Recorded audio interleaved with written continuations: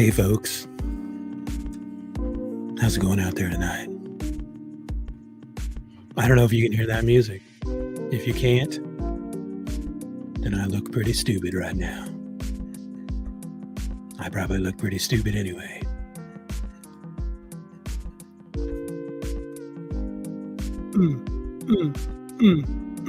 Yeah. So, as you can see, Ed's not here yet. I'm going to quickly send out a tweet that we're live. Boom. Tweet is sent. Nobody's actually watching at this point, but if you go back to watch the video, this is how it's going to start off. Oh, there he is. There's Mr. Ed Moore joining us live. Like the smooth, silky sounds. Dang, man, that beard is getting out of hand. It's just long. You're keeping it short on the. You're keeping the sides under control, though. That's the main thing. Here, let me turn this music off. I just started playing around with stuff and found all kinds of fun things in here. Yeah, but between you and me, that almost sounds like something I heard at a wake once. That down trip temp down, whatever they call that down. Yeah, I don't know. I used to listen to a podcast where that's what he called trip hop. Trip hop. Yeah, I don't know. Trip hop, down tempo, and something else. There was another adjective, and I'm like, I've never heard those words put together. Yeah. Okay. There's so many styles of music anymore. I'm retweeting the tweet that I tweeted about us being live. Oh, you just left. I can't see Ed anymore. For those of you joining us live, we see a picture of some kind of flower. I'm here. Can you hear me? I can hear you. Can't see you. Yeah, but the camera's not. Let's see. How do I? What's wrong with the camera? Oh, down here. Maybe I'll hit the start camera button. Oh, yeah. Okay, that'll do it. Most every time. I don't know what that was. Maybe I pulled the juice cord? Yeah, maybe. Sorry about that. So, goodness. I talked to Chris, Okay. Asked him how he managed to play that voicemail that night for Boom Addiction, and he told me how it works. So before we actually start recording, I want to give that just a little try. Oh, okay. Did we get one? No. I have an MP3. He told me to stick it in one of the Chrome tabs. And so let's see here. I got to share that screen.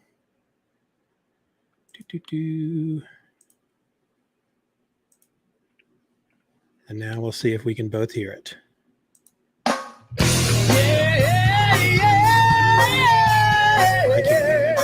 Sounds like the intro to a certain podcast. You can hear it? Yeah. I can't hear it. Through my headphones. That's funny. I can't hear it at all. Oh. I'll figure it out one of these days. I wonder if I played it and then come back to the screen. No. That's weird. I wonder why I can't hear it. Kind of useless. I'll have to get with Chris. Yeah, it took him a little bit. I will say that. Yeah. All right. Well, scratching my head. So I read, let's see, I got the show notes out there. Where did I put those? Here we go. So I read, I guess, Action Comics number 11. Mm-hmm. Action Comics number 12. Right. And then New York World's Fair Comics number 1. Yes. And we also have Superman for All Seasons to fall back on if you wanted to talk about that. We can talk about that a bit. Because I've read it as well. So. Did you like it? Did I like it? I didn't dislike it. Mm-hmm. I am kind of in the. I don't know what the big deal about it was, but I will readily accept that I am reading it 10 years. I have 10 more years of crap under my belt than when Yep. it came out. And so maybe that Yeah. can affect that. I am not the absolute world's biggest Superman fan. So, that will play a part as well. Yeah.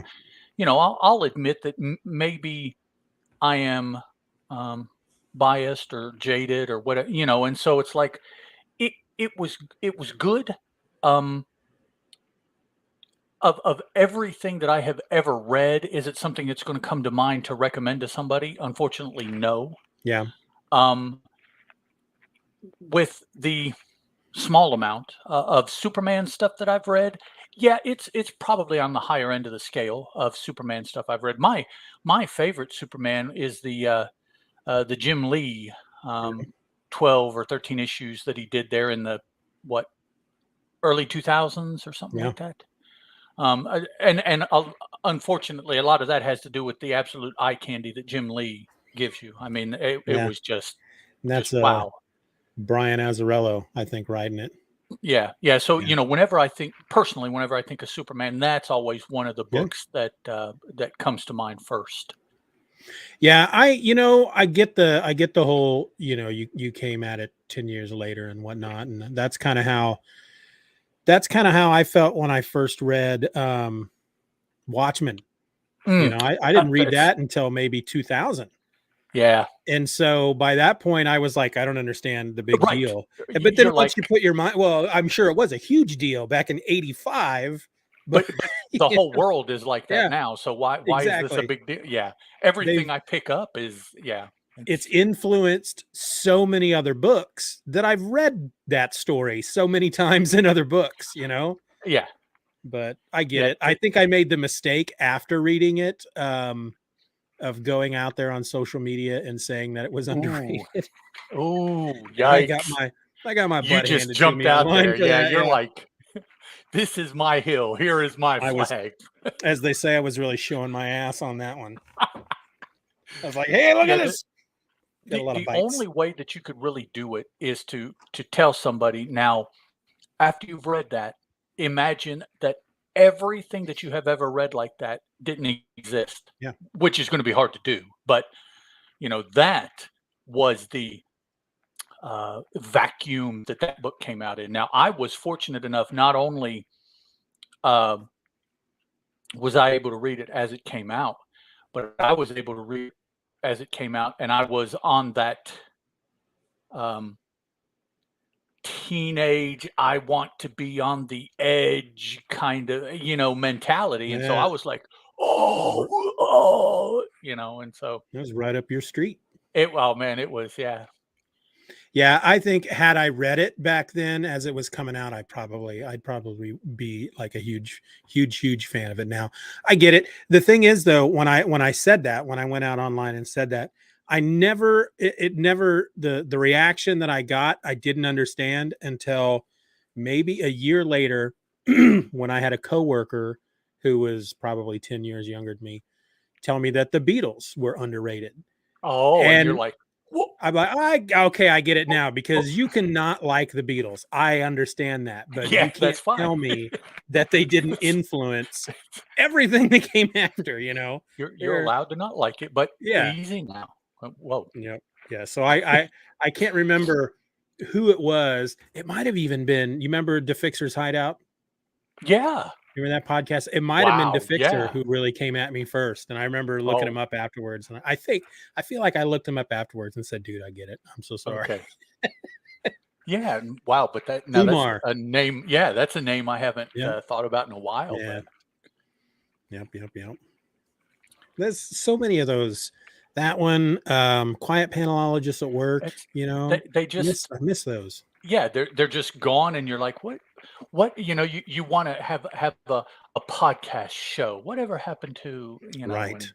Yeah, I was so into a lot of different comic books, like really into them while I was podcasting, that I wanted to start a podcast just talking about other podcasts. Yeah, like, here's what happened on this podcast today, and here's some clips, and I really enjoyed it, Yeah, didn't end up doing that,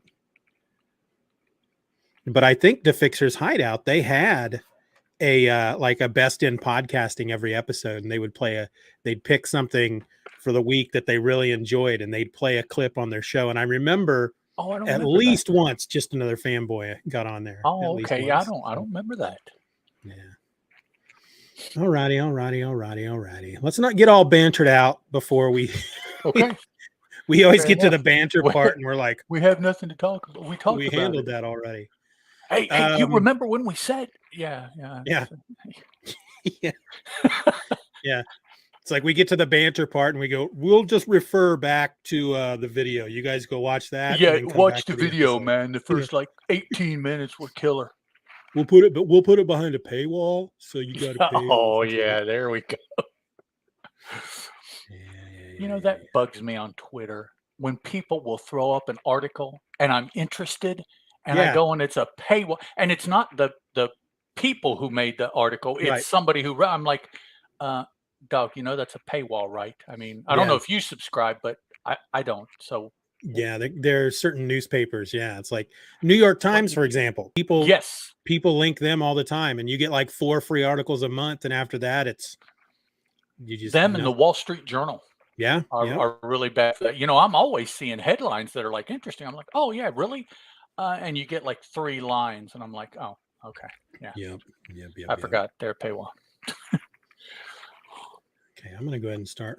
Okay, my Audacity up here. We are. Oh yeah, maybe I'll do that too. Let's see. There it is. Do. Tom's Diner. Yeah. See, you thought you could just get that past the old guy, and he won't recognize. And, you're not that old. Come on, that was that what, late 80s, maybe early 90s? That's 90s or maybe early 2000s.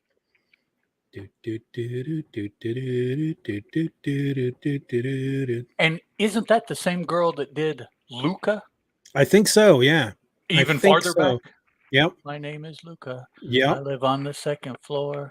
Yeah. It's one of those songs that I've never owned it, but it's just when the song comes on, it's like you can't help it. It's a definite earworm kind of melody. Yeah, it's got that whole narrative part of the I was sitting at the table. Yeah.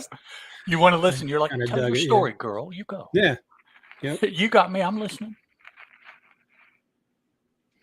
All right. Okay. All right. You got the show notes pulled up because you're reading first. Yes, I am, and yes, I do, and they are right here. Yes. Black Gold Swindle. Texas tea. No, that's a different show. Let me get my notes here. Flip back. Superman and the Black Gold Swindle. So you a Tombstone fan? But a little bit, yeah. It's the only thing that came to mind when I was trying to be clever. I figured if I tried too hard, it would just fail. So I just that's my philosophy. When the joke falls, it's because somebody is trying to be clever. If you're trying, it doesn't. Yeah. So I'm like, I want to put, because I had when Chris and I recorded up there, and I'm like, no, that doesn't fit. What can I do? And I'm like, okay, that'll work. Mommy Huckleberry. I have I enjoy Tombstone. I'm I like to piss people off because I actually prefer Dennis Quaid's Doc. Why can't I think of his name now? Holiday. Doc Holliday, yeah, from the Kevin Costner Wyatt Earp. Okay, yeah, okay. Oh, yeah, okay. I'm trying to think. I'm like, what? Doc Holliday? Yeah, Kevin Costner. Yeah. But there's like moments in each movie. It's like I can't pick a favorite because there's moments in each movie that are just beat out the other movie in various areas. And well, then I think it worked, didn't it? I mean, that's what they tried to do. Let me adjust my chair. It feels weird here.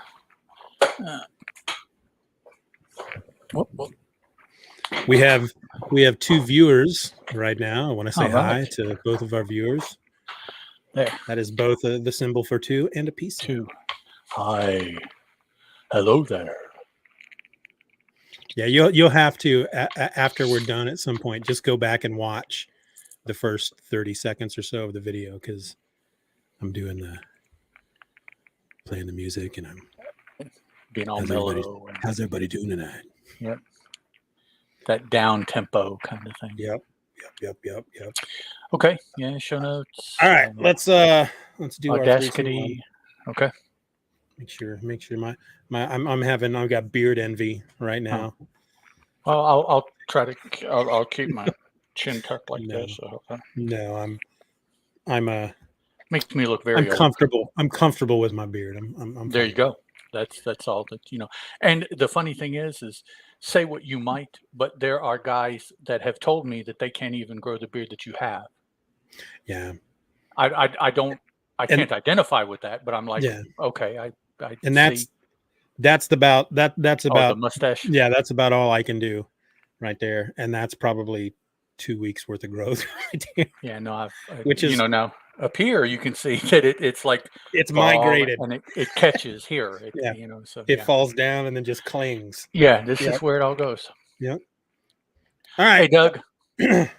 Doug S says, "Hey guys, I hope you're both doing well." Oh man, I was in the wrong area. We are doing well, Doug. Thank you, sir.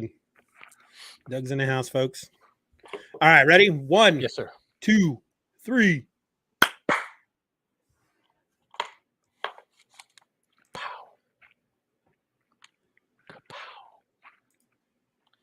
See if I have the book up. I do, but I don't think I have on the right story. Oh, let me go back here. That's the sound of going back in the story. Kind of like the Bionic Man, only in slow motion. It's kind of like the Bionic Man or Chevy Chase playing golf in Caddyshack. Yes, you're right. Be the ball. Let's see, am I going the right way? Yeah, I am finally. Sorry guys, I know this is exciting to listen to. Doug, you looking forward to hearing us talk some Superman? Because I have to tell you, of the 3 stories we're talking about tonight, one of them, oh man. And I was getting today's episode put together this morning, and in it, you specifically say the next issue, Superman kind of mellows out again. But then after that, the next issue after that, he's back to just, and he, oh man, yeah. We'll get to it, but it's crazy. Okay, so here is cool cover for this Action Comics 11 though. I like that cover. Is that the big battleship? Battleship, I guess it is, striking the submarine. It looks like. So it's my battleship. Knocking a couple dudes off into the water here. Yeah, that's hardcore right there. I love Golden Age craziness. You have to. These stories are so different from contemporary stories that if you don't like these stories, I think they probably will grate on your nerves, and people will just put them down and say, "Oh, I can't deal with that." It's just But you embrace what it is what you have to do. Just jump in there and just be like, "That's crazy." And it's a different kind of crazy in the Silver Age. Yep. They I think in the Silver Age, they end up like actually trying to be wacky. Right. Yeah. I think we talked about this a number of episodes back there. They were purposely trying to, I mean, you can't help but notice that, because they, Superman takes red kryptonite and he grows 9 arms and stuff like that. They come up with, well, what would happen if, But these are just crazy, because we couldn't imagine, because they're trying to tell normal stories, granted with a guy like Superman, but I mean, I guess the audience understood why he was doing, why he did what he did. But I guess it was acceptable and expected almost, I guess. Popular enough that the character's still around. So so that worked at least. Yeah. All right, I'm ready to go, sir. Okay, let's do this. You're listening to the Superman Super Show episode. Okay. You are still, but let me tell you what you're listening to. Okay. Wait a minute. Is this episode 12? This is, episode 12, talking about issue 11. Yes. Okay. That's right. Okay. You're listening to the Superman Super Show, episode 12, Superman and the Black Gold Swindle. Hello, and welcome to an all-new episode of the Superman Super Show. I'm a host. My name's Ed, and 1,000 miles over there to my left, whichever, is my other host, Mr. Steeven Orr. How do? All right. So this is say. the part where we banter. Banter, and actually, we're not bantered out today. We have been the past couple times because we jump on and talk. And I will say today, for the first time in several months, I went out with my local club and played disc golf after work. So nice. Yeah, like I said, we got one just a couple blocks away, and every once in a while when I'm driving home from the grocery store, I'll see some young hipster dudes out there throwing that disc around, chucking the disc. I am neither young nor hipster, so it wasn't me. I guess is what I'm getting to. So. Well, I spent some time before coming online tonight with some stray kittens. Oh, okay. We have a stray cat that gave birth to a litter of kittens, and we've been feeding them, and they live on our porch and under our porch. Is that where they were born, under the porch? They were actually born in our cellar. We have one of those cellars you get to from the outside. Right. And the door has never really quite fit, so they can squeeze right under the door. Okay. And so that's where they were for the first few weeks of their lives. And then as they have been able to get out and explore, they just been on the porch, man. And while the mama cat has gotten used to me because, of course I bring her food. Right. The kittens are just, they're spicy. Still way squeamish. Yes. You get near them and they hiss and they spit at you, and it's pretty funny. They're just so cute because they're so angry. They just, look at this tough guy. Yeah, you're like, yes, I'm intimidated. It worked. You're so tough. You're such a savage beast. But yeah, so that's what I did. It was fun. You guys gonna keep them, or are you gonna? We're gonna keep them. We need to at some point get the mom into a cat carrier and take it into the Humane Society to get her spayed or whatever. Yes, indeed. So that you don't relive this every however many months it takes. Yeah. But yeah, they're just we've named all. There's 6 of them. We've named all 6 of them. Well, cool beans. 2 of them don't quite have names yet, but I like to just sit out there and just sit there and just let them get used to me. Well, yeah. That's the best way to do it, from what I understand. The kittens are really funny because they'll forget that I'm there, and then they'll just come walking by like really close. Oh no! And then just happen to look up, and then it's like they just leap 5 feet into the air. It's like, oh my God, what is that? There's a big gorilla. Like you just appeared, and you're like, no, I've been here the whole time, man. Bigfoot. And then, All right. So today, guys or gals or everyone listening, no gender assumptions on my part. That's right. All you listeners. Today we're looking at Superman and the Black Gold Swindle, which appeared in Action Comics number 11.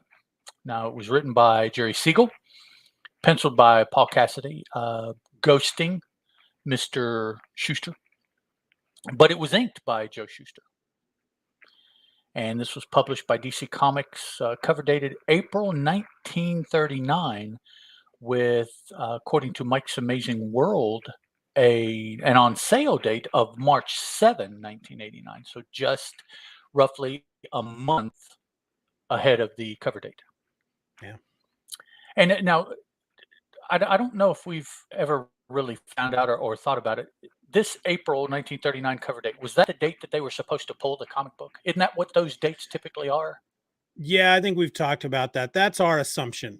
Okay. And I feel like I've heard other podcasters talking about that. And yeah, the cover date is supposed to be the date they I guess they pull it off the shelf. Rip the cover that off. it was only a month. Send it back. Yeah. Yeah. It's pretty weird. You would think even back then that they would let it stretch a little bit longer before you had to do something with the unsold copies. Yeah. Alrighty, guys, here's what happened. Clark Kent investigates the story behind a man who committed suicide. He discovers the man was clutching his shares of the Black Gold oil well. He soon learns that Meek and Bronson, a pair of brokers, have bilked many people out of money relating to that oil well. Superman breaks into their office and gets a list of all the people who have stock in the oil well. He pretends to be a businessman named Homer Ramsey and buys all the stock from all the people at the price that they originally purchased it. Then he runs to the oil town and discovers that no work is being done. He sneaks into the oil well and digs for oil all night with no luck. As he's walking away, the well finally erupts with oil. Superman runs back to Cleveland. In the meantime, Meek and Bronson have discovered that the well has struck. They immediately try to buy back the stock from all the people they sold it to, and discover that all the stock has been sold already to Homer Ramsey, who has no interest in selling. So they hire Louie the Rat and Nate the Snake to kill him. I mean, who else would you hire? The two confront Clark Kent and take him to a deserted road. He roughs them up and leaves them on Bronson's doorstep. As Bronson is driving to Meek's house to tell him what happened, Clark Kent jumps into Bronson's car. Says he's willing to sell the shares for $1 million. They balk until they realize that they can make more than $1 million on the oil well. They quickly make the deal. Later that night, Superman kidnaps both Meek and Bronson, carries them to the oil well, then has them watch as he destroys all of the equipment. He then lights a torch and throws it on the oil, burning it all up. He tells Meek and Bronson that they better stop selling stocks or he'll pay them another visit. Wah, wah. First, the thing that really stuck out in my mind, Clark Kent, when he was going through and was buying the stock that all the other people had, spent $5,000 as a reporter. Right. In 1939. I'm like, dog, how long have you could not have, you don't get paid that well and you haven't been working that long. Where did you get that money? Is that like Ma and Pa Kent's life savings that they gave him when he left? I was like, $5,000. And then, of course, like the recap here says, $1 million in 1939. Dog. Yeah, that's the money. You'd have been the top 1%er there. Yep. Easily.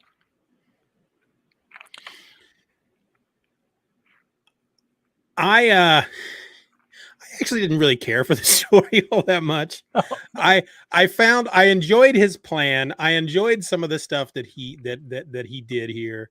I can appreciate what he did, by buying up all the stock and then selling it and then destroying the oil. It wasn't enough that he destroys the oil well. He has to do it in front of them. They have to witness him doing it, which I find that's pretty cocky, frankly, for he's like, the law can't touch me, so you're going to watch me do this. It's pretty mean, really. Well, I mean, mean-spirited at the very least. But that's Superman, though, as we're learning at this point in time. It's like, if you are trying to put one past regular folk, Superman has no compassion for you in any way. Yep. When he finds out, oh man. Yep.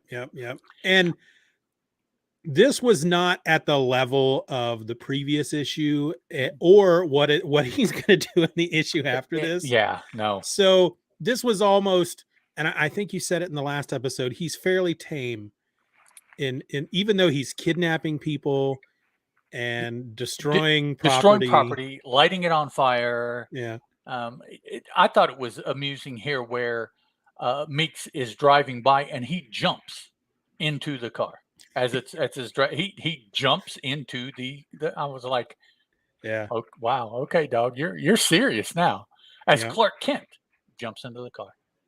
Well, and if let's see, we look at panel 24 when he takes out the night watchman.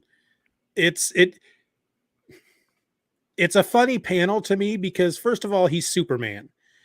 And he's leaping on this guy's back from behind. Mm-hmm. Yeah. Sorry, I have to do this. And I mean, come on. He could have just tapped him lightly on the back of the head and knocked him out or something. Yeah. But he literally he could have broken both of the guy's legs doing something like that. And you see in the next panel that he leaves him tied up. Yeah. I think that's what we're supposed to think from the, it almost looks like shoelaces, but I think he's tied his feet. And so it's like, wow, yeah, you're serious. Not only did you knock him out, but you tied him up too to make sure. Yep. Oh, he tied his shoelaces together. There's no way he's getting free. That old gag. Yeah. And I love well, first of all, I want to point out here, I almost want to start, and I'll have to go back and look at the other issues now, but I almost want to start a count of how many episodes in a row does he pick somebody up, tuck them under his arm, and then go leaping about with them, because he does it here in let's see, panel 80, 84. I mean, I feel like every issue we've read recently, he at some point picks somebody up, tucks them under an arm. He's got two people in panel 84. Right. Yeah. And I don't know. I just find that funny that's just something he does a lot now. He just takes him to somewhere else. Yeah. And that's how he does it. He doesn't arrange for them to be there or to come to him or anything like that. He goes and gets them. Yep. And drags them to wherever he wants them to be. Yeah, it's just funny. And then, of course, the two guys hired to kill Homer. I have to remember that name. I should start writing down every one of his aliases in these as well, because he's got some. He's had a few aliases so far. But the two guys go to take him out, and of course, they don't know that they've got Superman. Yep. But. Yeah. Louie the Rat and Nate the Snake. Nate the Snake. Aptly named. But I almost felt like the Homer Ramsey, that was his name. And this is not the first time he uses X-ray vision, is it? Is this the second time? No, I think this is the first time. Okay. I thought because we did read this. We were meant to talk about this last time we recorded. And because we spent so much time on the feedback episode, which wasn't supposed to be its own episode, we just didn't get to this. So I do remember making a note somewhere. Yeah. So what is that? 49. Superman's X-ray eyesight and super acute hearing permit him to see and hear all that is occurring in the shabby room. So, yeah, I made the note also that this was the first time that he was referred to as the Man of Steel. Is it? Didn't that first appear in a headline a few issues back? I don't think those words.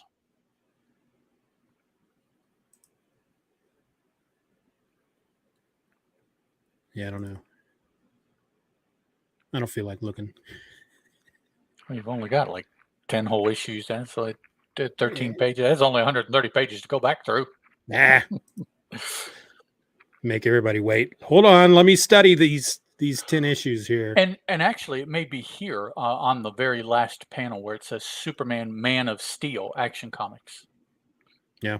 So I think this is the first time he's actually referred to as the Man of Steel, in that those three words will go on and continue to be a reference for Superman. Yeah, I feel like I feel like there was an issue that now I am kind of looking for it, that started out with headlines. Yeah, one of the narration things. Well, no, it was we were seeing newspaper headlines, and one of them referred to him as the Man of Steel, and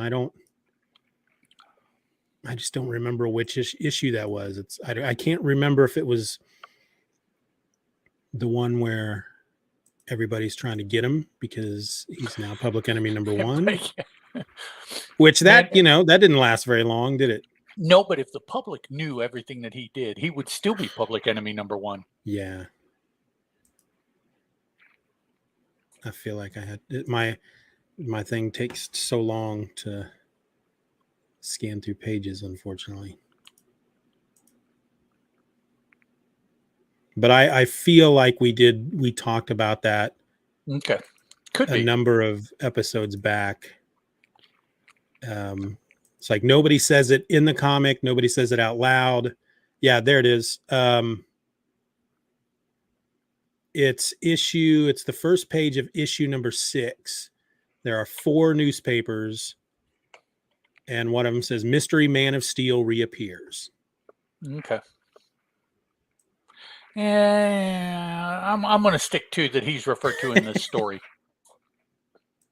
Sticking to your guns. For the first time. Yep. Now I got to find my It's way just back. a small hill I'm standing on here. Just a small one. Gonna defend that hill. That's it. But I mean, yeah, I really don't know what else I want to say about this story because it was fun.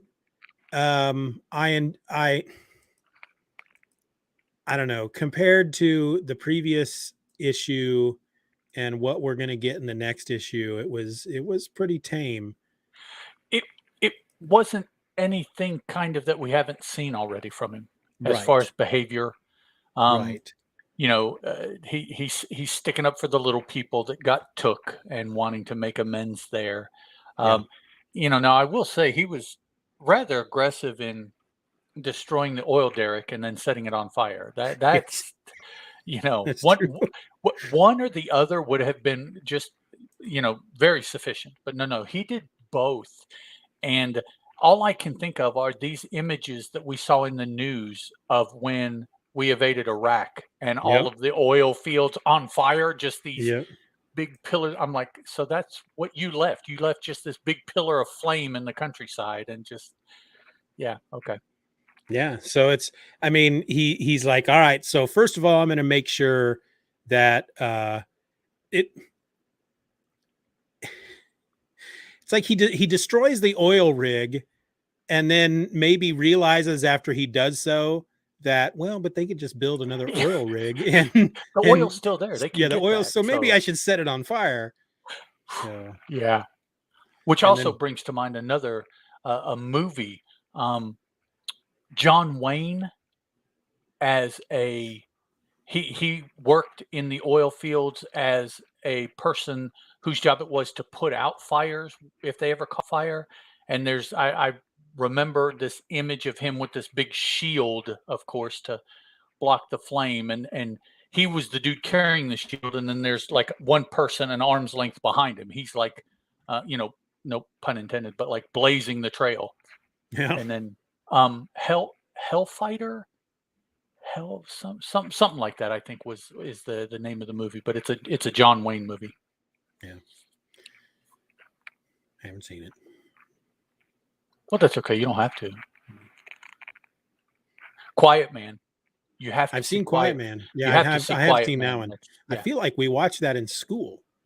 That's John Wayne's best movie, but I have seen that one. My opinion. And it's correct. It's been forever since I've seen it, so I don't remember anything about it, but I know I did see it. Alrighty, guys. And Doug S., if you're still out there, sir, and anyone else that is out there listening, we do want to thank you for listening to this episode of the Superman Super Show. If you want to drop us a line, you can do that at the Superman Super Show at gmail.com. If you want to help us in other ways, you can rate us on Apple Podcasts or any other of the podcatchers that allow ratings. There's getting to be more and more now. Or just generally tell somebody. If you like the show, tell them you like it. Tell them where to find it. By all means, tell them what it's about too. Don't just have them, run into this blind. But definitely just spread the word of mouth, just old school kind of, get the popularity going. So I think until next time, again, I'm Ed, and I'm saying goodbye. And here's Steven. I think he's going to say goodbye also. Goodbye.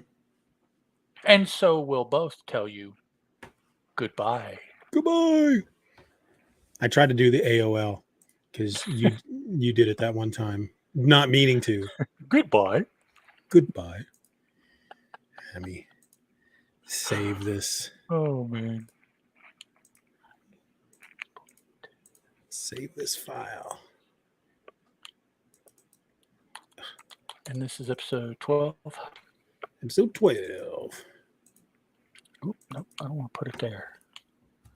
That'll be confusing. And where do I want to put it? Here.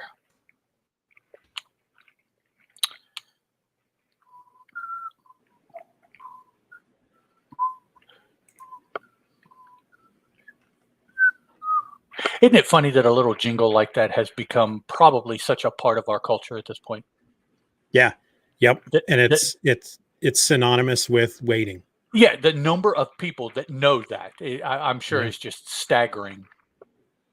And it's probably reached a point now where people know it, but maybe don't understand where it comes from. They've seen it in the movie or on a TV show. And, yeah. Why does everybody do that? Well, it's okay. If you don't know, just do it. Just follow along blindly. You're not doing anything wrong. Follow the leader. You'll be more accepted that way if you just go along with this one. Hey, Doug, if you're still there, are you reading these issues along with us? That's something I'd like to know. Don't get upset. You're just in the way. Oh, I keep trying to be nice, but it's a good cat. I used to be very anti-cat until just within the last couple of years because of the cats that we have. I think when you find the right one, it definitely gets very difficult to do that. I mean, I grew up with a family cat, and she always slept in my bed every night. Not my brother's, not my parents. Slept in mine. So I think it was because we had a cat when I met the woman who would become my wife, Karen. There's another cat behind you. Her daughter had a cat that ended up living with us, and it was old.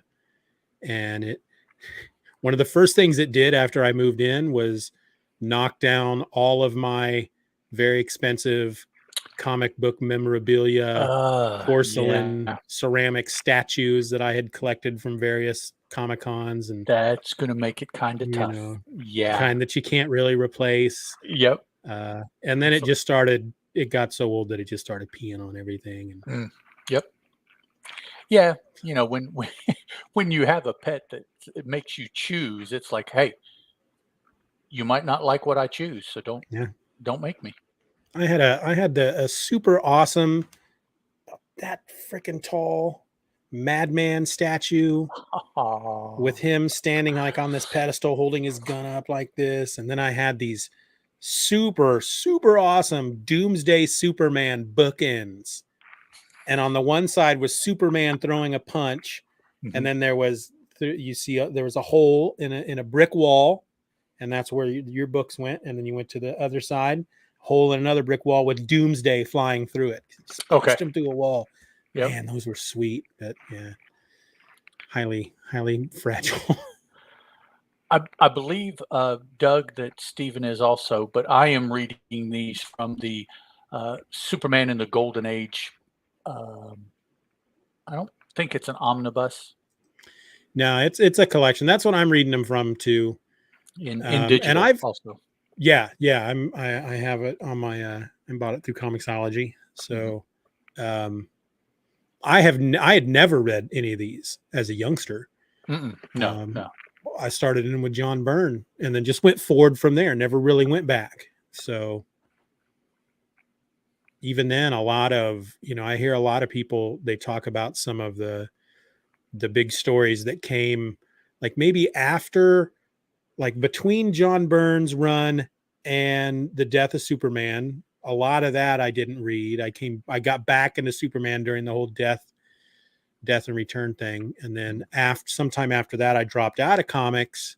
And so I missed a lot of that, like the Superman Red and Blue, the electric Red and Blue Superman.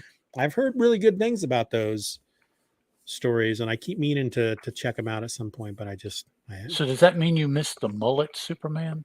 No, he was that was before. That came out of the death of Superman when he came back to life. He had a mullet. Yeah. Yeah. Because apparently the back of his hair grew while he was dead, but the front did not. That's where the party was. That's right. Party in the back. Yeah. Okay. Hair had a party while he was dead. Resting. He was just resting. Yes, he was recuperating. All right, let me get my show notes ready for episode number 13. Okay. Which is a great one. All right, let's do you got your Audacity running? It's going. Okay. 1, 2, 3. Oh, that was a good one. That was right on by what I heard. That's a good one. Okay, so let's get this sucker started. It's going to be really hard for me not to laugh when I read the title of this, because it's just this story is, yeah. I don't want to say anything. I want to save it for the episode. No, yeah, that's right. All right. Okay. You're listening to the Superman Super Show, episode number 13. Superman declares war on reckless drivers. I'm just going to shake my head. That's all I'm going to do. Hello and welcome to an all-new episode of the Superman Super Show. I'm a host. My name is Steeven, and 1,000 miles over there to my right is another host, Mr. Ed Moore. Howdy. Howdy, Ed. How's things? Things are going, sir. How are things going since 5 seconds ago when we last talked? Well, actually, in the small talk world, you often talk about the weather. Yes. And today has been about 10 degrees cooler than it has for like the last week. So the weather, a little bit of rain, but the weather has been nice, with the full expectation that it'll get back up for us into the mid to high 80s, low 90s here very soon, which is, it's hot and it's kind of usual for southern West Virginia, but us West Virginians being in higher mountains, we don't like temperatures like that, even though that's what we get nowadays. So, yeah. It's doing practically the exact same thing in Kansas. Super hot for a couple of weeks. Not as hot as it's going to get, but it's felt like it should be August, the way as hot as it's been. Yeah. But then these last couple of days, it was so nice yesterday that we wanted to turn off the air conditioning and throw open all the windows. But the way this freaking house is, it takes like a good week of cool weather for it to actually get into the house. Right. Yeah. So, it wouldn't have worked. It would just made it hotter. Yeah. Yeah. And in fact, with the air conditioner on, we'd still step outside and it would be cooler outside. So, but yeah, it gets fairly humid and hot right around mid-July into August here in Kansas. So it sucks really bad. I mean, I know people in other areas of the country hear me say that and go, man, you guys don't know what hot is, but it's still hot to me. Yeah, I was going to say, well, yeah, for us, I have a really good idea of what hot is. Yeah. I don't live in Texas. I don't live in Arizona. I don't, so yeah, there's that's a dry heat. Different realities of, so we get, the thing is with Kansas, I don't know how it's like over there, but we get both. We get super freezing cold winters and super hot summers. It may not get as cold as it gets up in Canada, but it still gets below freezing, quite a bit below freezing. But so, yeah, I think probably the difference is from what I understand, people that I've known that have lived out in Kansas and the Great Plains, um, we get those things too, but they don't last as long for us. Like, yeah, we get temperatures below zero, and we get the nasty wind, double digit below zero, negative yeah, kind of thing. But that's like a day or two, and maybe that yeah, happens a couple times in the winter, and that's it. It's not like nice, week long stretches of single digit degree. We don't fortunately have to experience that. Our yeah, snows, it'll snow whatever, hard, soft, whatever. Within 2 days, it's completely gone, and you can't even tell that it did. It doesn't yeah, stay. When it happens, it's bad, but yeah, fortunately, it doesn't stick with us. So yeah. It's like Doug's introduction. yes, Doug's yeah, introduction to Superman was, or at least he started reading monthly with John Byrne as well. yes. Yeah, John Byrne was a gateway for a lot of people. It was a big deal when John Byrne went over to DC. I didn't know it back then. I was young enough that I had no idea what that meant, that John Byrne was over at DC. I just thought it was some good Superman stuff. Yeah, you just knew you liked his art. Wow, Yeah. that's cool. Yeah. All right. So today we're going to look at a little story called Superman Declares War on Reckless Drivers. It appeared in Action Comics number 12, which was written by Jerry Siegel, pencils by Joe Shuster and Paul Cassidy, and inks by Joe Shuster. Of course, Action Comics number 12 was published by DC Comics. It has a cover date of May 1993, and according to Mike's Amazing World of Comics, an approximate on sale date of April 4th, 1939. So yeah, still just a month behind. Yeah, that's. And I scrolled away, and now I'm trying to find my way back. Okay, here we go. So here's what happened in the issue. Clark Kent finds a friend of his, Charlie Martin, has been hit by a reckless driver. As Superman, he busts into the radio station. I said that wrong. As Superman, he busts into the studio of a radio station, WVUX, and issues a warning. Homicidal drivers will have to answer to him.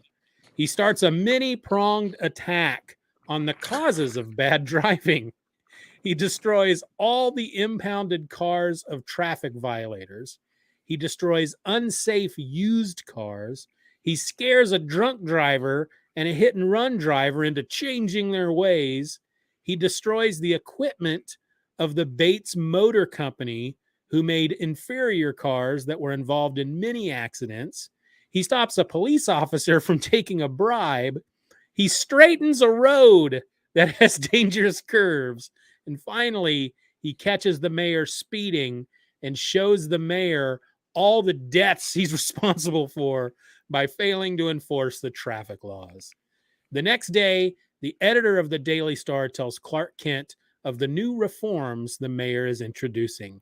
As Kent goes to his car, he's given a ticket for parking in an improper place. While he's outwardly annoyed at the ticket, Kent is happy to see the law get enforced. What'd you think of this one, Ed? This almost makes me wonder if Superman is a good guy or a bad guy. Makes me wonder if he's a little messed up in the head. He's, this is the kind of situation I really think that people worry about from people with powers. Right? He's doing all this stuff at will, Yeah. and really nobody can stop him. And not that they necessarily try in this story, but even if they did, he's Superman. I mean, I have to assume that deadly car accidents happened a lot back then, because they make a huge deal out of it in this book. Granted, they can't have happened that much more than they happen now. See, and that's the way I'm looking at this, and I'm thinking, this is the hill you're climbing up, Superman. This is the thing that you're gonna go after this month, is fatal traffic accidents. And oh my God, that second page, when he decides, all right, I'm doing something about this. He busts through the window of this freaking radio station. He tells this guy in there, he goes, unlock this door to the studio. The guy says, impossible. There's a program being broadcast.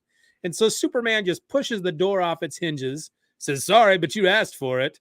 He goes over to the guy doing the broadcast. And this is, if y'all have seen, this kind of stuff from in movies and whatnot, this is back in the day when you had somebody in a suit and a tie standing in front of a microphone, and doing commercials and all that kind of stuff. Yeah. He just pushes him by his face. The guy says, get out of here. You can't. And that's when he just pushes him and says, beat it, and tell that control engineer that if he shuts me off the air, I'll make a beeline for his gizzard. It's like, wow, Superman. So aggressive. Good Lord. So aggressive, man. Hold on. I'm going to have to do something about this dog. Hold on just a second. Okay.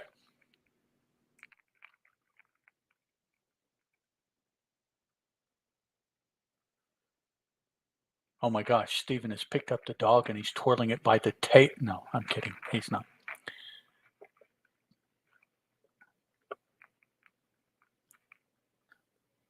So, is anybody else out there in the listening room? We have several comments from Doug S.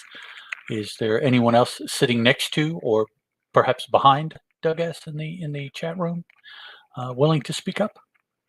If not, that's fair. This is me just trying to make conversation anyways, This will never make it into the podcast.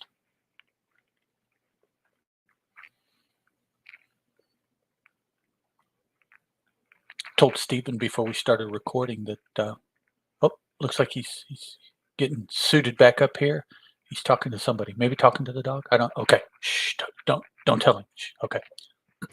What's going on? Not a thing. We were just all sitting here quietly. Yeah, I was talking to the dog. I gave him some food. He's like right here eating it. He was in the bedroom. I have no idea how he got out here. Suddenly he's out here and nobody knows how he got out here. He's a ghost dog. He opened the door. Yes. Yeah. Our cats can do that. Our cats can do that on some of these doors since they're all sold. But I think the cats fit through the keyhole. I think that's how the cats do it then. But it just seems this just seems like a very weird issue for Superman to just because he goes over the top. He assaults a radio announcer. He crashes through the wall of the radio station, which comes back later in the issue as they're fixing. They've just put the fresh coat of paint and plaster on the wall where he had crashed through, and he crashes through again and destroying all those cars. I have to point out one thing though before I forget about it. Throughout all this carnage, this auto carnage, because they just refer to them as autos, there's three panels starting with I think it's panel 29, 30, and 31. 31's the best panel, but it's basically all these calls are now coming into the police switchboard. And that panel 30 or 31, guy laying in bed with a sleeping cap on, and he says, rush a policeman here at once. There's a man under my bed. It's Superman. I hope. Well, that's I guess that's kind of a valid concern. I hope. I mean, well, it's like there's somebody under my bed, which the fact that he's still just laying in the bed and knowing that there's okay. Well, Let me maybe back he's up a second. bedridden. Maybe Why he's is bedridden. Superman under his bed? First of Yeah, all, what does that have to do with destroying automobiles? Well, okay. Superman's not under his bed. No, but why would he think he is? Right. No, because I mean, there's no indication that he's there. But yeah, Right. I guess because Superman is like turned into the boogeyman, and he's maybe, yeah, and it's like he's doing all this other stuff, and something is going on, and it must be Superman under my bed. It's like he's hearing these stories about Superman out there doing stuff, and then I hear something. There's a man under my bed. I hope it's Superman. So he's afraid that there's somebody under his bed, but he's okay with it if it's Superman. Yes, that would be okay. Superman, yes. Anyone else would be problematic, but right. But Superman is okay. Maybe he wants to be better friends with Superman. I don't know. Maybe, yeah. Not that there's anything wrong with that. No. And even because the last few issues, the Superman stories in the last few issues have all started out with that. I think we called it a number of episodes back a splash panel. It's the biggest panel in the story. It gives you that text that will eventually become leap over tall buildings in a single bound and all that stuff. But they've all been like him doing something heroic. And in this one, he's tearing a bridge apart. So right away from the first panel, that Superman is not a good guy in this issue. Yep. Yeah, but it doesn't say. Well, yeah, it doesn't really even say that he's doing anything nefarious, really. Right. But what else? I mean, but yeah, but the picture is most definitely he is destroying that suspension bridge. Right. There's no two ways about what he's doing there, and yep. This is almost like the start of the one thing doesn't match what else is going on, whether it be the cover or the splash page or however the book starts. The cover, I mean, because this is an anthology book, you never know what's going to be on the cover. The cover of this issue talks about primarily another one of the characters that's in Action Comics right now, who actually has been around as long as Superman. I don't think most people realize that there's several characters in these early Action Comics that are still around, as well as Superman, but they're just not. They didn't become as popular, right. Yep. But they got their starts, at the same time in Action Comics #1, right alongside Superman. It's like the only thing he does in this entire issue that I agree with, and even then I only slightly agree with it, is making the dangerous curves into a straight road. Okay, yeah. That didn't really hurt anybody, unless of course he's the reason that they curve like that is because they're going around somebody's land or a nature preserve or something, and he just plows right through it. Maybe now whatever he went straight through is going to wash out. Yeah, because it's too steep, or you don't know. But yeah. You would think if it were just a matter of the physicality of doing it, well, they still probably would have done it if they were at all able to. So there must be a reason why it was curvy. Yep. Yeah, because they can put a road through anything. They put train tracks through mountains 30 years before, 30, 40 years, 50 years before. So it's there's a reason why they didn't go through this hill thing. What we didn't see is that the grade for that section of road is now like 48% or something like that, Right.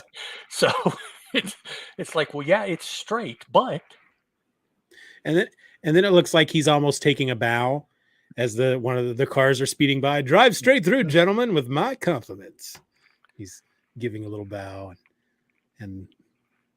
but man, he just destroying all the cars, destroying that one factory. We get another one of these super rich business owners who, he confronts them about their manufacturing automobiles that are not safe because they use inferior metals and parts so as to make higher profits at the cost of human lives. And the guy's like, he doesn't quite deny it, but he doesn't quite admit it either. And suppose that did happen to be the case. What could you do about it? And, just pretty much goading Superman to destroy his factory. I would have to say that probably his reaction when he gets hit by this car is pretty rational too. He gets kind of upset with that and goes after him. That, right. As far as normal goes for this issue, it's like, well, yeah, I can understand that would be your reaction to that. Okay. Yeah.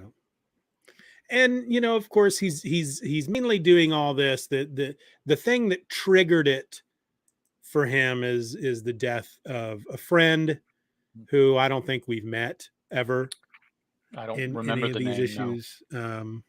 Charlie Martin, who was hit by a reckless driver and died. And that's kind of what triggered this. And of course, he does, in his defense, I guess, he does phone the mayor first as Clark Kent. And why is our city one of the worst traffic situations in the country? And the mayor's just like, is it really too bad? But what can anyone do about it? And so. And then there's the moment where he catches the cop about to take a bribe, and the cop to show that he's a good cop, not going to take a bribe. Bribe.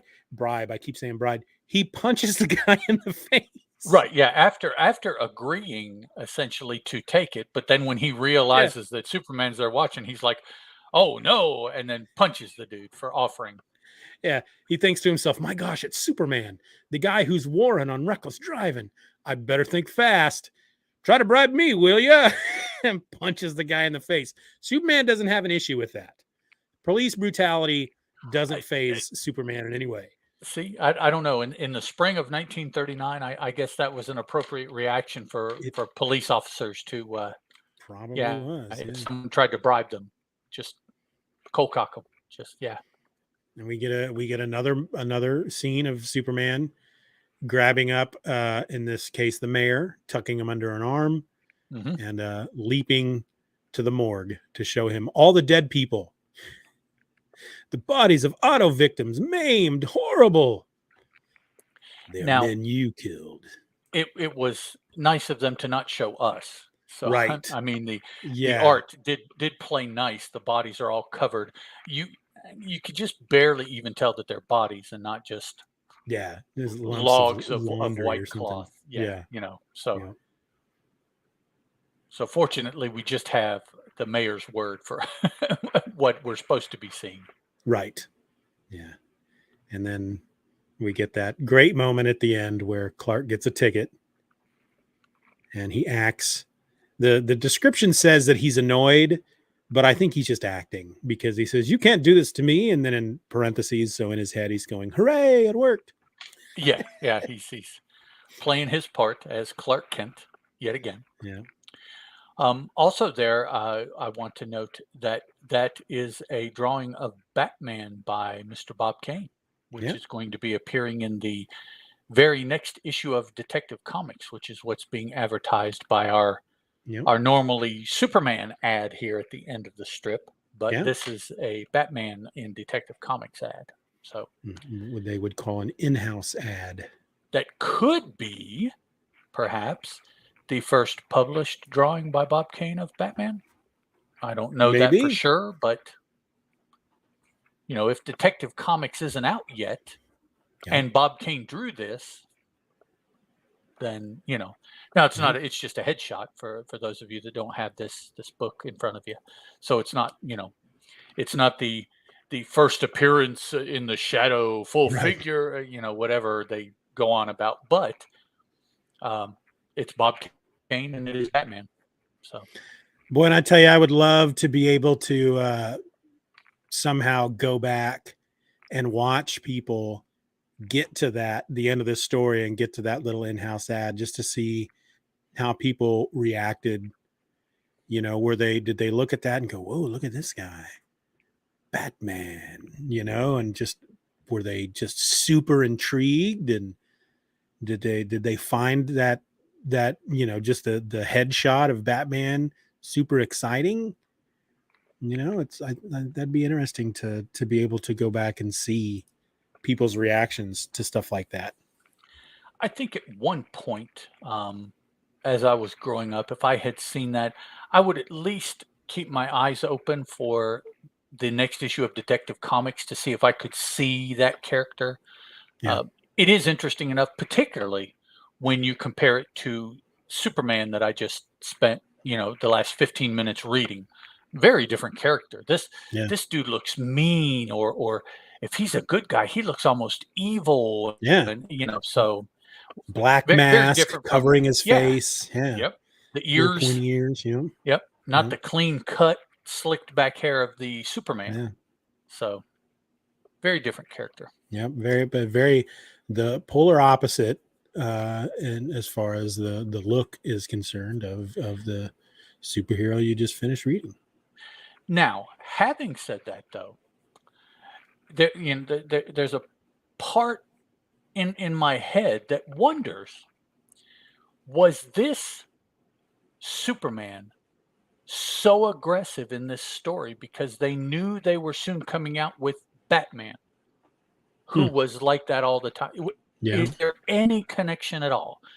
Quite possibly no. They're two completely independent things that just happen to have come together. Right.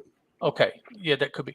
Or, you know, are they like, well, you know, we're getting ready to do this character that maybe is kind of dark. So can we, for a month or two, can we like darken Superman a little bit to kind of get people along that path? And then, you know, we'll spring them on the Batman and they can go with the Batman if they want that. And then we'll shine up Superman again. And those people that want that, you know, will have the Superman. I don't know. Yeah. Yeah. Because I wouldn't be surprised, but his next appearance, Superman, of course, which we'll talk about in the next episode, is the World's Fair comic issue number 1. And that's as far as I've read so far. So I don't know. He's not like this in New York. Mm-mm. But I have no idea what he's like in the next issue of Action, because I didn't read that. So I don't know. You know, maybe that's me putting my modern take on the way they do things on something in 1939. You know, all those years ago. It's definitely something that a marketing person would think of. Perhaps if they knew far enough ahead, right? Yeah, that this is what was going to happen. Can we? Yeah, it's possible. But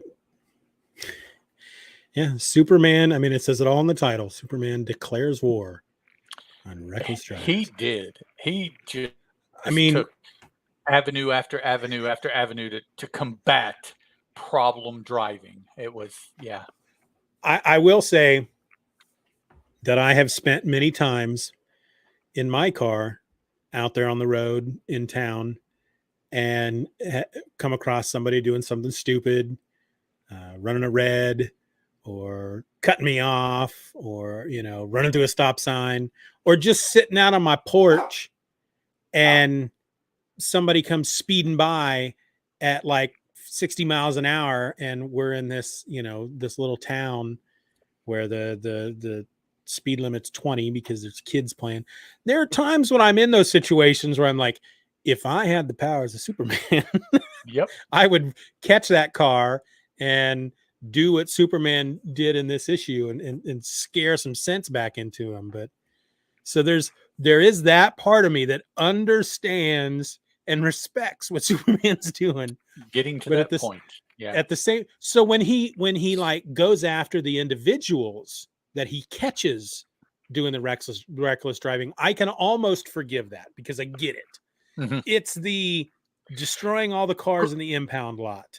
Yeah, going after the manufacturer.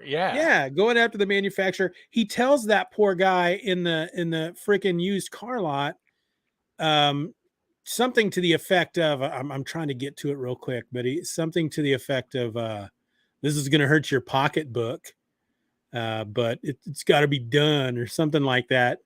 Where is it? Yeah. Sorry if this is tough on your pocketbook, but I'm thinking of lives to be saved, and just destroys this guy's inventory. So he could have put this dude, this, for all we know, he's got a wife and kids at home that aren't going to eat the rest of the month because he has no cars to sell. And the only way he's going to be able to sell some more cars is to go out and buy some more cars. And he probably can't go buy some more cars until he sells some cars. Right. Yep. Superman don't care. And who knows, his cars may come from the manufacturer that Superman trashed too, so he can't get any new cars anyways. Yeah, exactly. It was a used car lot. Yeah, okay. But still. And just, the one manufacturer that he just decided, you use inferior parts and metals, so I'm putting you out of business. It's just a little over the top, Superman. You overextended. Well, gleefully, Superman runs amok, destroying the factory's manufacturing equipment. That, Well, yeah, he was having a ball. And what's funny is you read issues like this, stories like this, and you think about how, and I hear people complain about it a lot recently, the whole, I want to read a good Superman comic book. I don't want to read another one of these, what if Superman used his powers wrong, incorrectly? What if he abused his powers? What if Dark Superman, basically? And it's like, well, they did that in the first few issues of Action Comics. Because you want to see Superman abusing his powers. That's right here in this issue. There's better ways to combat the reckless driving problem, Superman. But there are laws he could work within. I mean, yeah, but he doesn't have any patience for that. He very much comes across as a very impulsive, impulsive type of guy who doesn't think things through and thinks with his muscles more than his head, and sees a problem, and his first solution is just to destroy everything about it, and that'll get rid of the problem. And sometimes that's the right route, Superman, but in cases like this is not what you want to do, man. Okay, so a quick Google tells me that the id is the primitive and instinctive component of personality. Is that what this perhaps is from Mr. Siegel? Is he's allowing his id to show, at least in this particular story, something triggered him when he was trying to think of what to come up with, what to write about. And because this really is just such an aggressive tackling of this problem. Now, we've seen Superman kind of be aggressive, but not to this extent. He'll do like, one or two things to show that aggression. But there were 6, 8, 10 different examples of him doing different things, trying to combat this problem of people dying because of vehicular accidents, which are due to any number of reasons. I mean, who knows, exactly what happened. But it's almost like he just goes on this rampage, and he does this and he thinks of something else, and he does it and he thinks of something else and he does it. And it's like, hang on, dog, wait a minute. Let's, make a list, or let's just come on. But no, take a breath, Superman. He's just going out there, pow, pow, pow, and just taking out all these different things. And it's like, man. Yeah. So I just, I wonder, is this Siegel expressing his feelings on some aspect of this? I can't imagine that he sits around feeling this way about all of these different things, but just, something triggered this. And, unfortunately at this point, we will never have the opportunity to ask Jerry Siegel, what, but no, you're right. It does. And I remember thinking that when I was reading the story, this does really feel like this is somebody writing angrily. This Mhm. is Yeah, this is a writer who is taking his frustrations and his wow. anger out in this story. Maybe that, maybe earlier that week he got in a car accident, Yeah, or a loved one was involved in a car accident. But yeah, this does feel like, the old line from Groundhog Day where he's driving with the groundhog and he tells him, "Don't drive angry. Don't drive angry." This is, I want to tell Jerry Siegel, "Don't ride angry." don't write angry. Yeah, it's wow. It really, and I would imagine that even for its time, this was really aggressive Yeah. for well, comic books are relatively new, of course, in 1939. So I don't know. Maybe seeing this, some people are like, oh, well, is this what we can expect from this new format, this new media, or this new medium, right? Medium. Um, this type of story. But I just everybody was okay with this, you know, and I guess not everybody, because ultimately, what is the dude's name that tried to get all comics canceled in the 50s because of horror comics?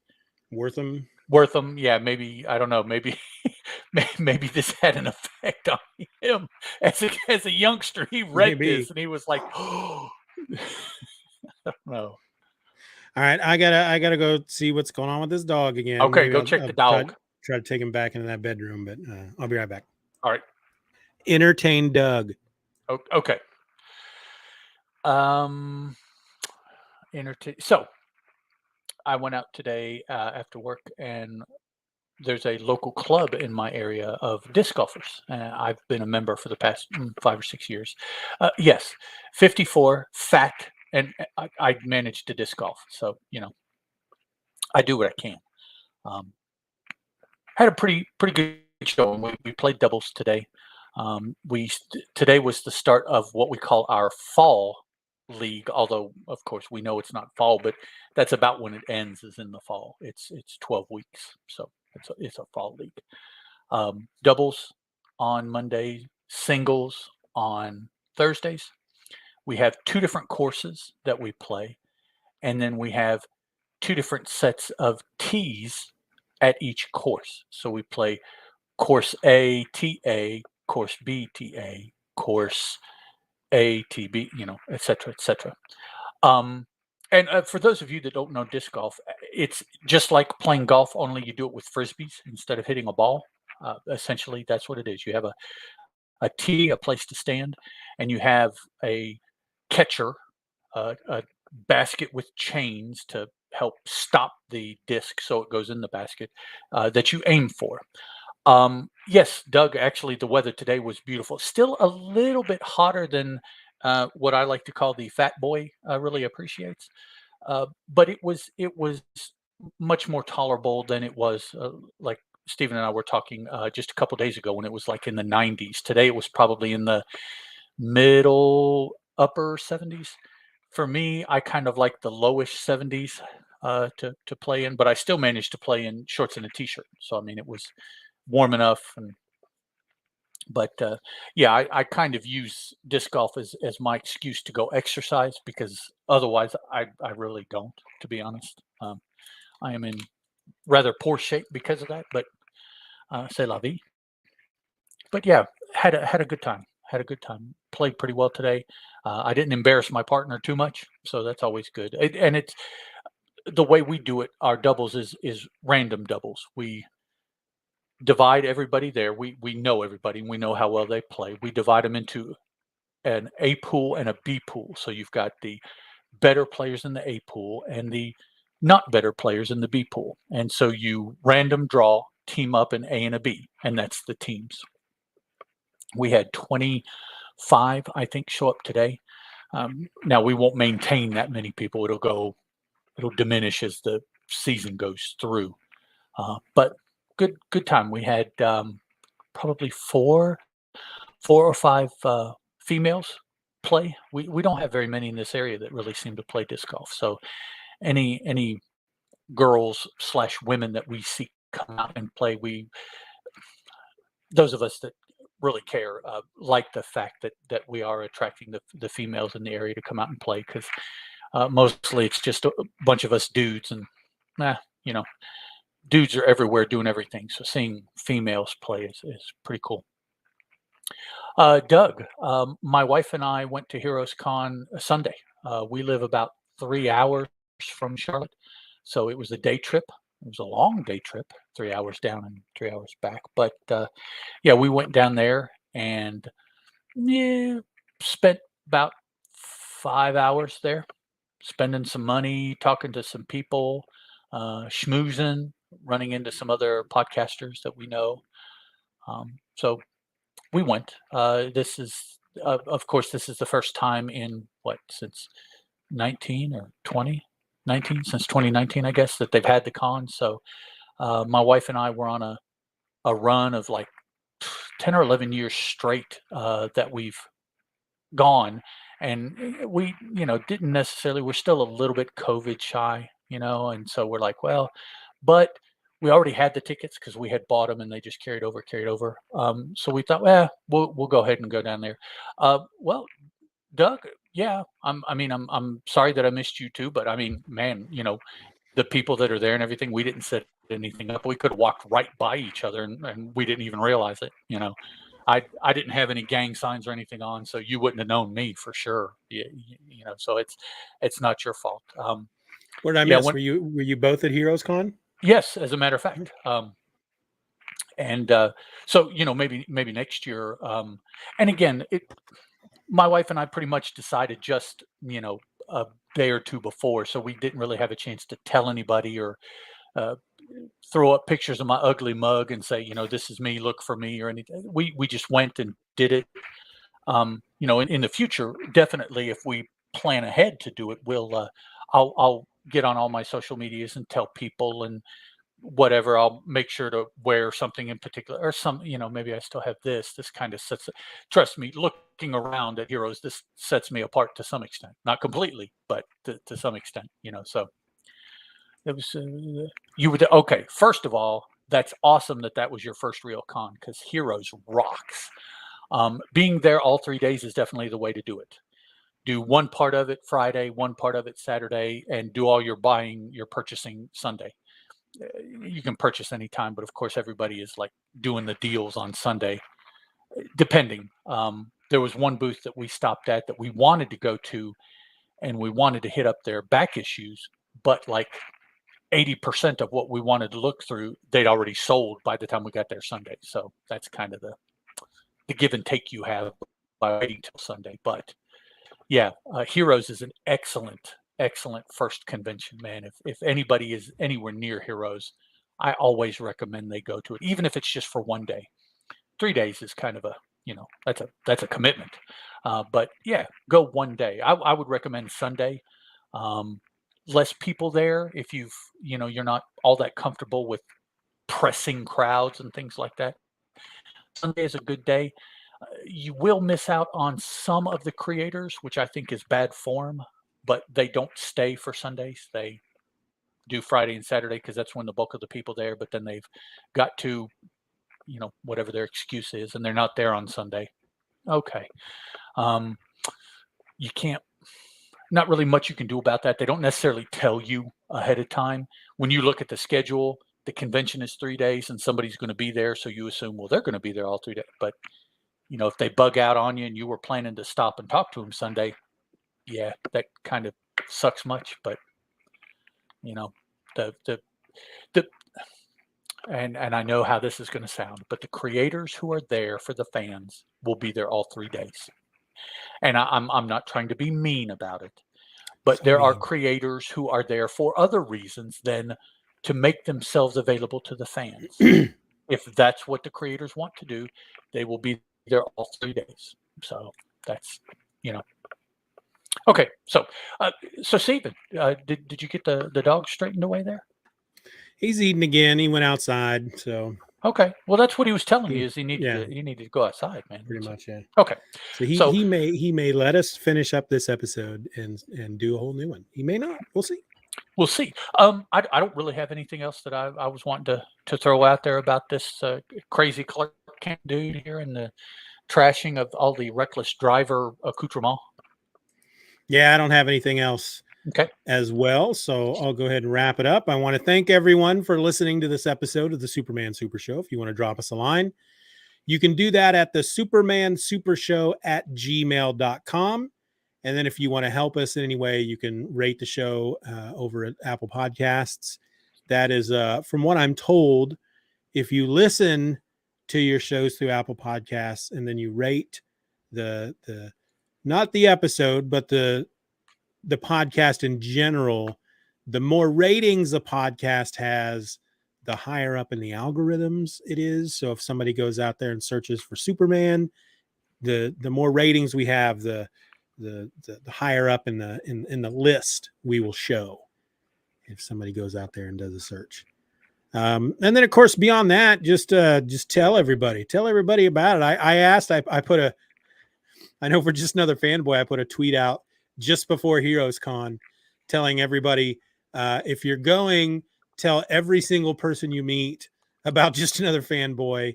And if you want to just go ahead and create and print out 1,000 flyers and hand those out as well, that'd be great. I don't think anybody did that, but that's okay. Where was I?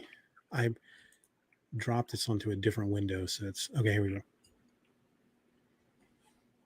But other than that, that's those are two just big things you can do for the show that is not going to cost you any money at all. So until next week, I'm Steven, and I'm going to say goodbye. Goodbye. And here's Ed, and he's going to say goodbye. Goodbye. Goodbye. Goodbye. All right. Stop that sucker.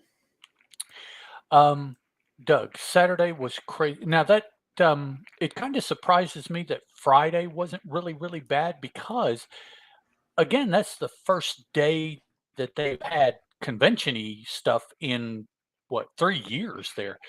I figured Friday would be busy because it's the first day, Saturday because it's a Saturday, and then actually Sunday wasn't as busy as I thought it was going to be. I thought all 3 days would be pretty busy because, again, it's the first time in 3 years that they've done it. So I got there. We got there on Sunday, and I was a little disappointed, to be honest. I kind of felt for all the creators, but it, it is what it is. You takes your chance. You something, and you takes your chances. You play your money, and you takes your chance. However that saying goes.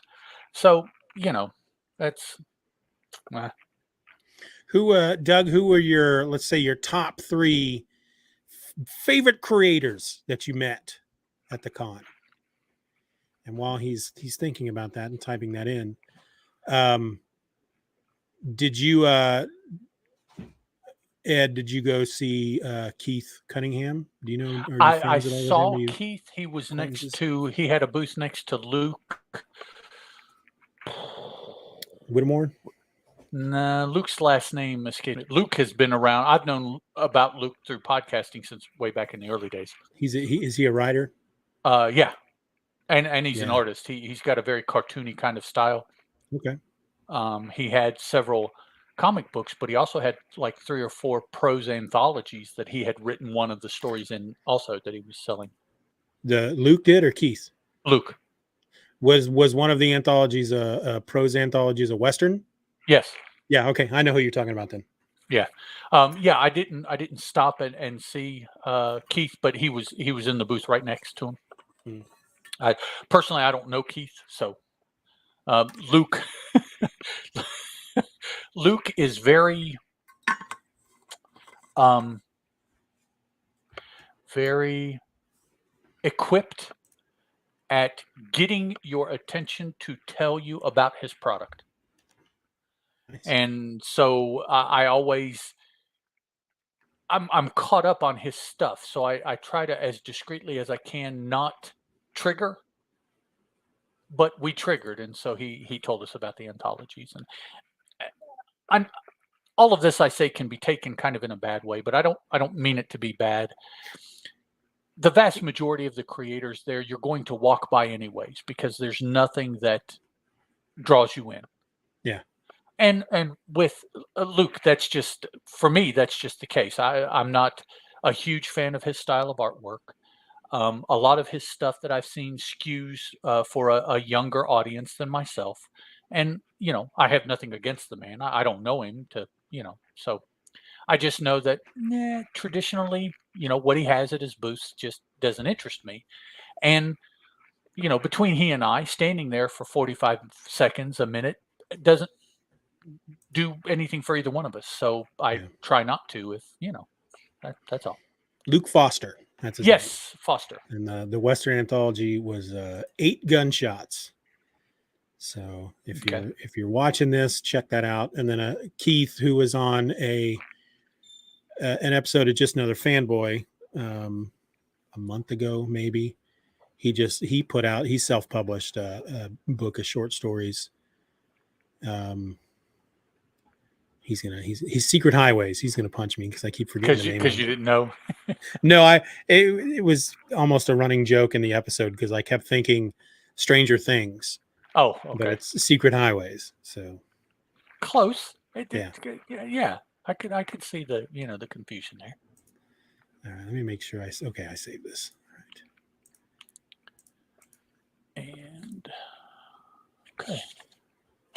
Yes. So I am ready.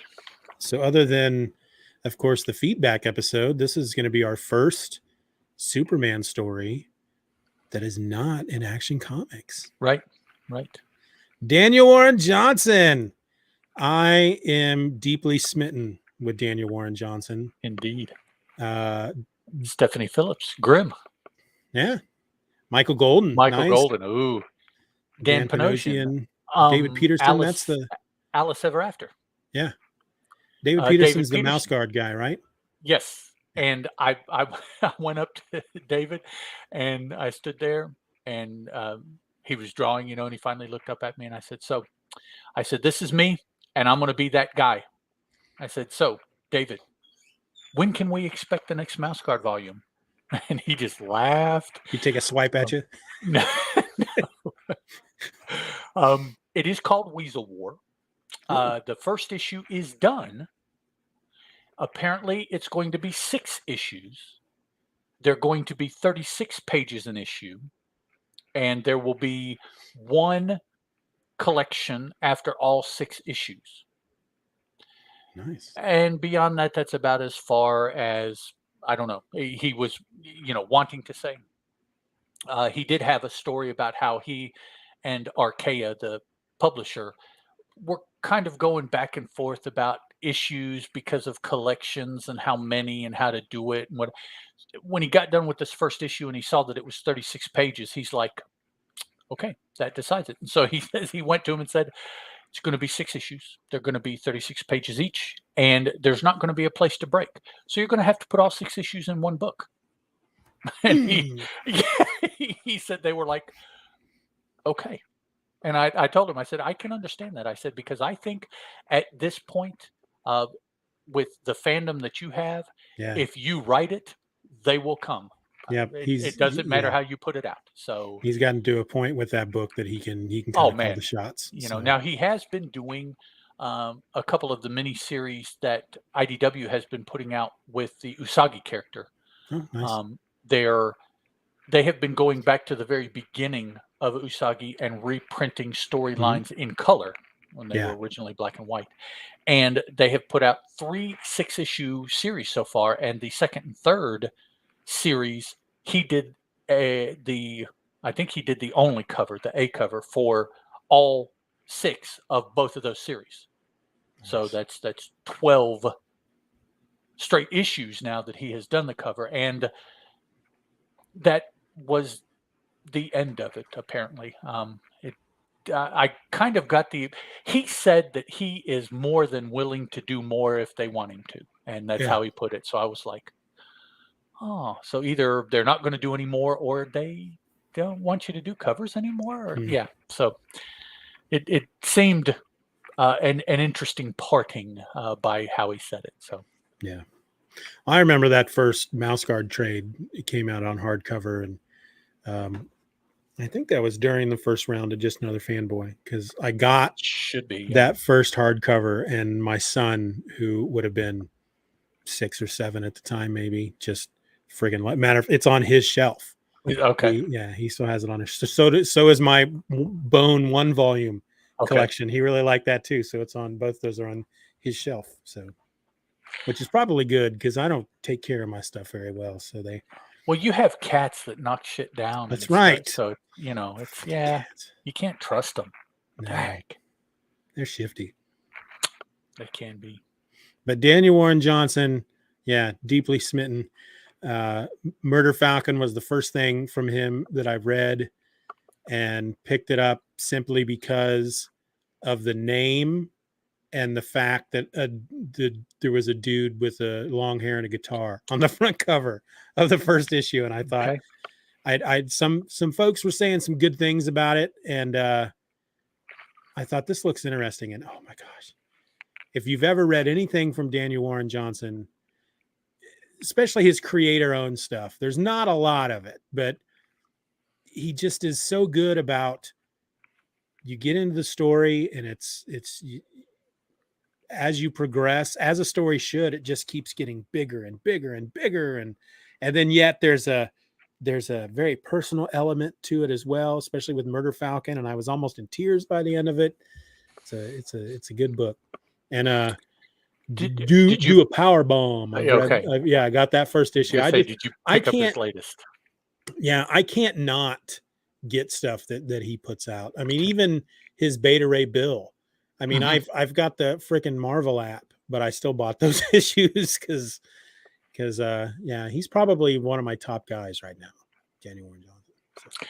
So. Doug, to be honest, good luck ever being able to get in to see the Simonsons. Their line is always, I have never seen their line not crazy at Heroes. They are very, very popular. With all due respect, they should be, but yeah, and Legends. Matter of fact, Wheezy, she was involved in the Death Superman. As a writer, or was she an editor? Or I think she was a writer. She may have even written the funeral issue. Okay. Which listening, matter of fact, I think she was, because one of those direct, like the very first direct to DVD Superman Doomsday animated movie that came out 10, 15 years ago or whatever, she's in there's a special DVD extra where they're talking about the comic, and she's talking about that issue with the funeral, and just again, tears just hearing her talk about it. And because they're all those creators are at the funeral in the book or something like that. Yeah. So that's really neat. Okay. So I'm gonna call it here. Either Just Another Fanboy or my other podcast. Steven, you need to have Doug on to talk some Murder Falcon. Yeah, I need to. I've been meaning to get back to it anyway.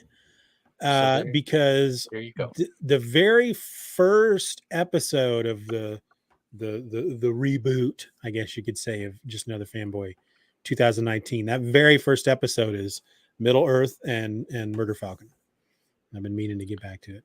So Doug says he's about halfway through the hardcover now, and he said he's amazing. So it is such an amazing book. There's just, like I said, it starts out kind of this, just, I'm not going to give anything away, but it's just this amazing little premise, and you're like, oh, that's kind of cool. And then by half issue 4 or something like that, it's like they just take that concept and blow it up even more, and you're just like, boom, your mind. It's just really good. Such a good book. Cool. Do you remember back in the first round of Just Another Fanboy how big into proof that I was? Oh yeah. That's how I feel about Murder Falcon. Okay. Yeah. I'm rereading. It was all the time. Yeah. Yeah. I'm rereading Proof, by the way. Cool. Haven't done that in a while. Well, see, you need to do some Just Another or my other on that as well. Yeah.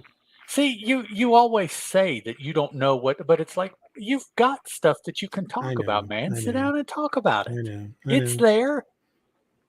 I know. Okay, you ready to go?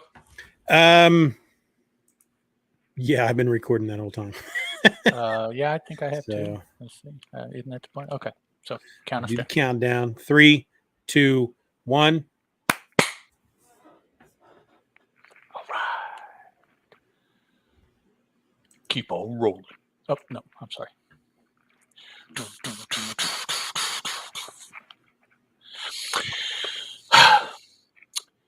You're listening to the Superman Super Show, episode 14, Superman at the World's Fair.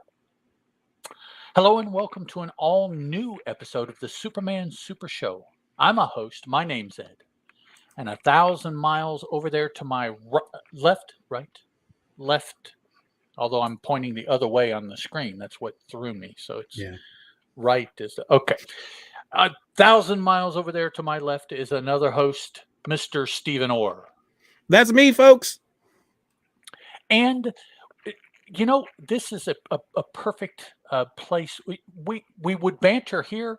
We just got done talking like 20 minutes about Heroes Con and Daniel Warren Johnson. And so here is an excellent opportunity for those of you listening to the podcast to go to YouTube and watch us recording the podcast, because a lot of these interstitial things that are not in the podcast, of course, are on the video because it's all unadulterated. I had my shirt off. No, I didn't really. Just all of the recording is there. The podcast is a trimmed down kind of, highlighty kind of thing. The video, it's got it all. It's got it all. Yep. I edit down the episodes to just the base, what we're talking about, the Superman stories. But when I have to get up and take care of my dog, I have been I was juggling there for a while. That's I was awesome. telling jokes. I was doing a soft shoe right as Steven sat down. So it's and that's why he has me on the show. I'm the I'm the funny guy. He's the straight man. That's right. He's the straight man. I'm the comic relief. You only do stuff like that when I walk away. When I can't see what you're doing, that's when the magic happens. Otherwise, I'm serious. I'm focused. Right. It's all right here. Business. For instance, today we're looking at Superman at the World's Fair, which appeared in New York World's Fair Comics #1. Now, there were only 2 of these bad boys, 1 and 2. This is #1. It was written, this story, the Superman story, was written by Jerry Siegel with pencils by Joe Shuster and Wayne Boring, inks by Joe Shuster. Now, a lot of times we don't mention the colors or the letters because they're unknown. So rather than saying that they're there and they're unknown, we just drop them from the credits. But of course they are there if you read the book. There's letters and All right. This was published by DC Comics. I think I can say, of course, because it's Superman. Yes. Cover dated April 1939 with an approximate on-sale date. Now, this is interesting. According to Mike's Amazing World of Comics, of April 30th, 1939. Maybe the first book that we've run into that is cover dated and on sale dated the same month. Yeah, I have to assume that's because they needed to get it out before the actual World's Fair, because at least, the collections that we are using to read these stories only contains the Superman stories from all these various books. So we don't know what the other stories were like in this issue, but at least the Superman story, to a small extent, is an advert. It's almost like an advert. You need to go see the World's Fair because there's all kinds of amazing stuff to go see. So I'm assuming, just guessing off the top of my head, that they needed to get this out before the World's Fair happened. Well, Steven, a little bit of Google foo, and I can help your guessing, sir. All right. The 1939-40, so it went on for a little while, World's Fair was held in Flushing Meadows, Corona Park in Queens, New York. Now, that's funny to think of. I don't even think remotely they could hold a World's Fair in Queens today. Yeah. I just don't think there's room. But it was in Queens, and it opened April 30th, 1939. That's why it went on sale that day to correspond directly with the opening of the World's Fair. And then the World's Fair just kept going. Yes, into 1940. I don't That's have crazy. an end date here. I would have to dig a little bit deeper into the rabbit hole, but that's rather long because, I mean, if it started Yeah. in April, it's at least 8 months for 39. Right? Well, Yeah. no, it'd be 7 months because it started the last day of April. So Yeah. And 7 months of 39, and how far into 40 did it go? I wonder. I know that issue 2 came out in 1940. So I guess before the end yeah. of the actual World's Fair. Now, I do have World's Fair experience. The Knoxville World's Fair that was Mm, held in the 80s, I think, yeah. sometime. I did attend it. Cool. I wasn't around really to go to this one, Yeah. 1939. It Neither was was, I. Was not even a glint I in my father's eye. no, I don't believe in 1939. My dad was much concerned with Right. marriage or kids or any of that stuff. Yeah. So, alrighty, guys, thanks for hanging in there while we bantered a little later in the the sheet there. Then Yeah. We put okay, it in a different place. right, to keep you on your toes. So, in this issue, Superman hears that the committee is going to nominate Tom North as governor. He gets the information to press before it's been publicly released. The chief sends him and Lois Lane to cover the New York World's Fair. As the train is taking him to New York, Kent discovers that it's about to crash into another train.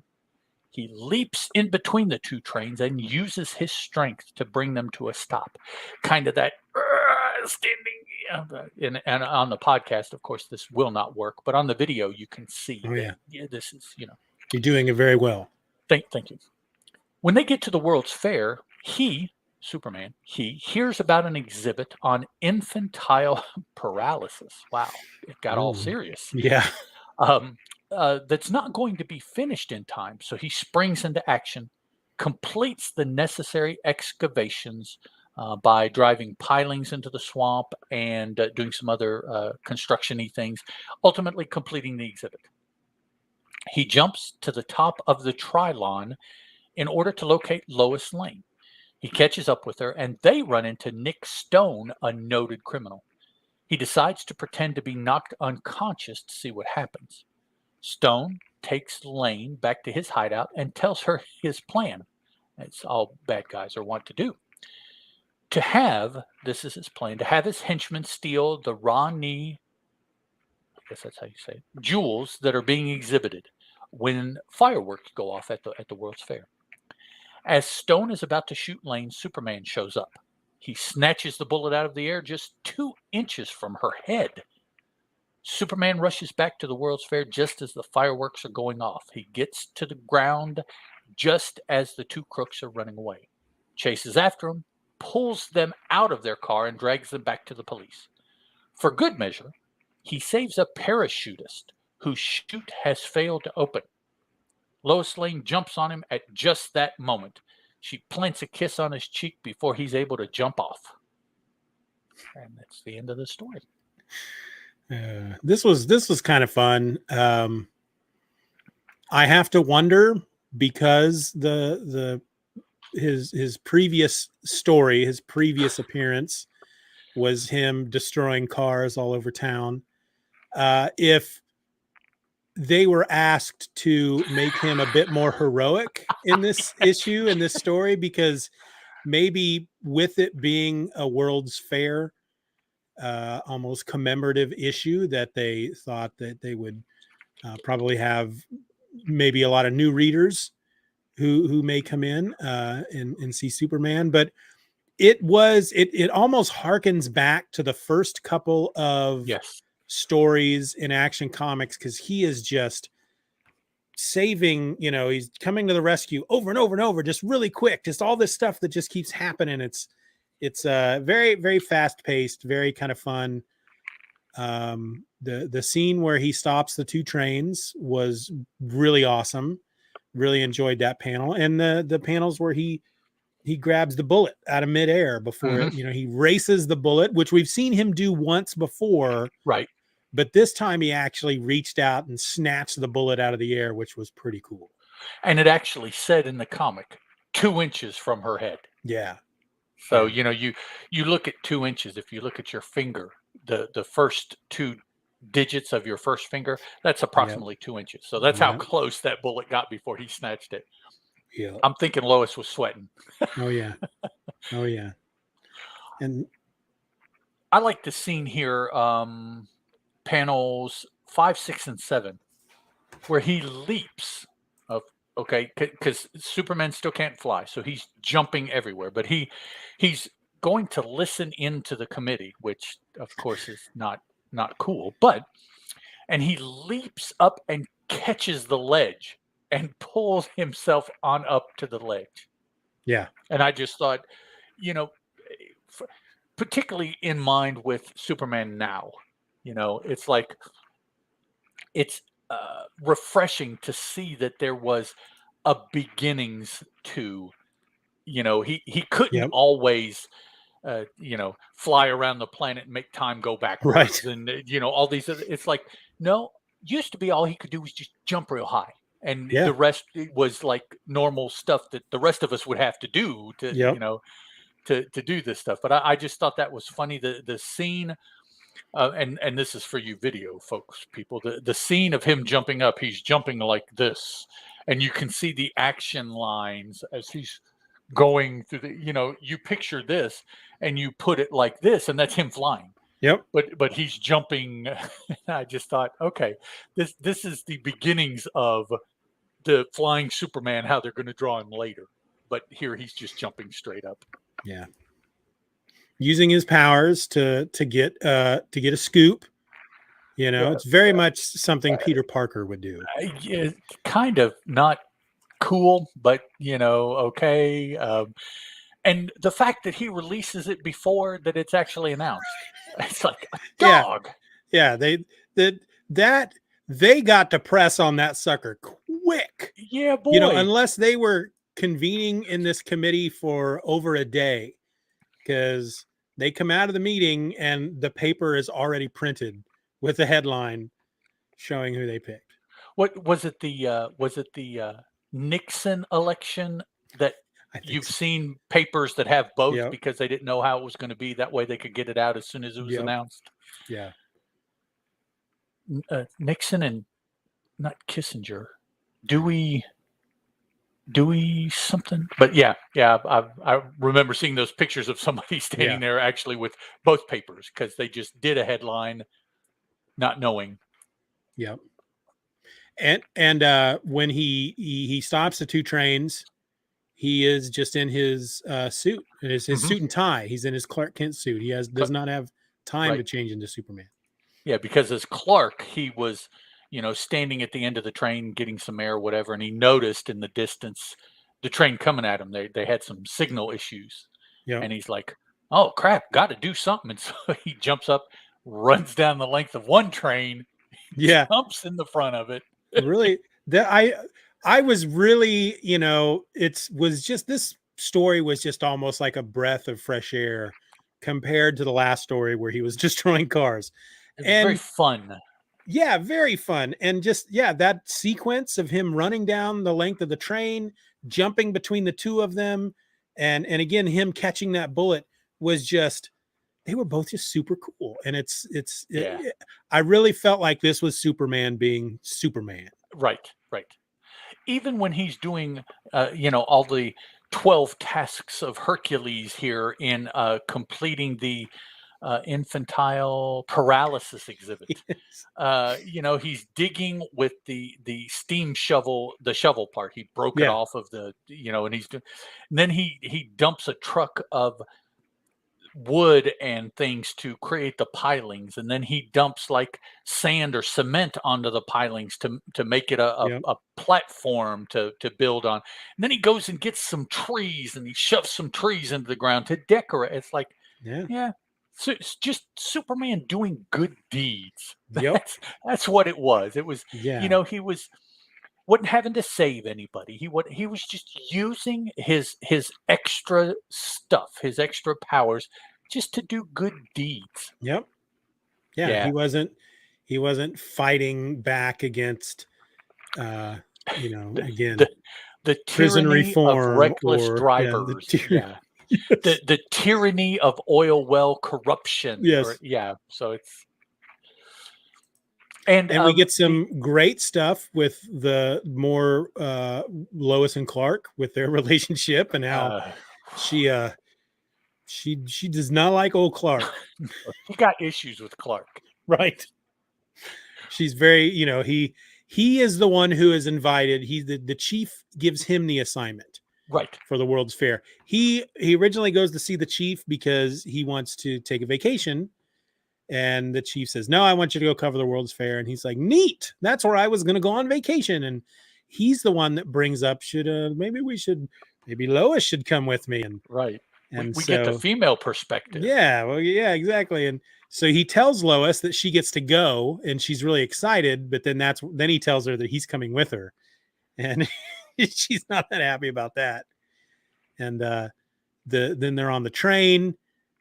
And he tells her, we've been riding for hours and you haven't said a word to me. You might at least remark about the weather. And her response is just simply, why don't you take a walk? But if she hadn't done that, he wouldn't have known about the trains about to crash into each other. It's a good thing he did. So right. Yeah, it turned out well. Yeah. Started poorly, but it turned out well. And then her feelings for Superman are just completely the opposite, as shown when she just leaps onto his back later in the story, which was pretty funny because the way they handled that was really quite amusing because you don't quite understand what's going on. They just kind of say that he feels somebody on his back or something. And next thing you know, there's a Lois just clinging to his back.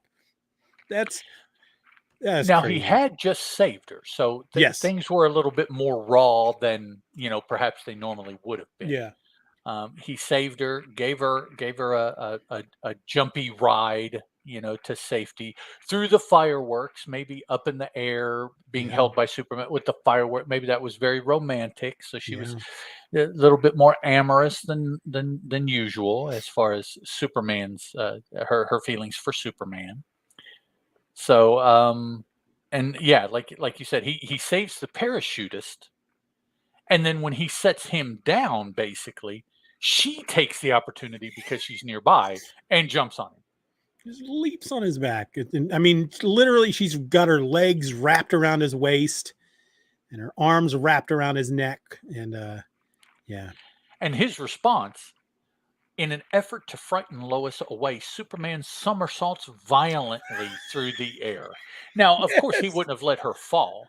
But he was doing this to try to shake her up and, I'll teach you. And she's like, some fun. Let's do it again.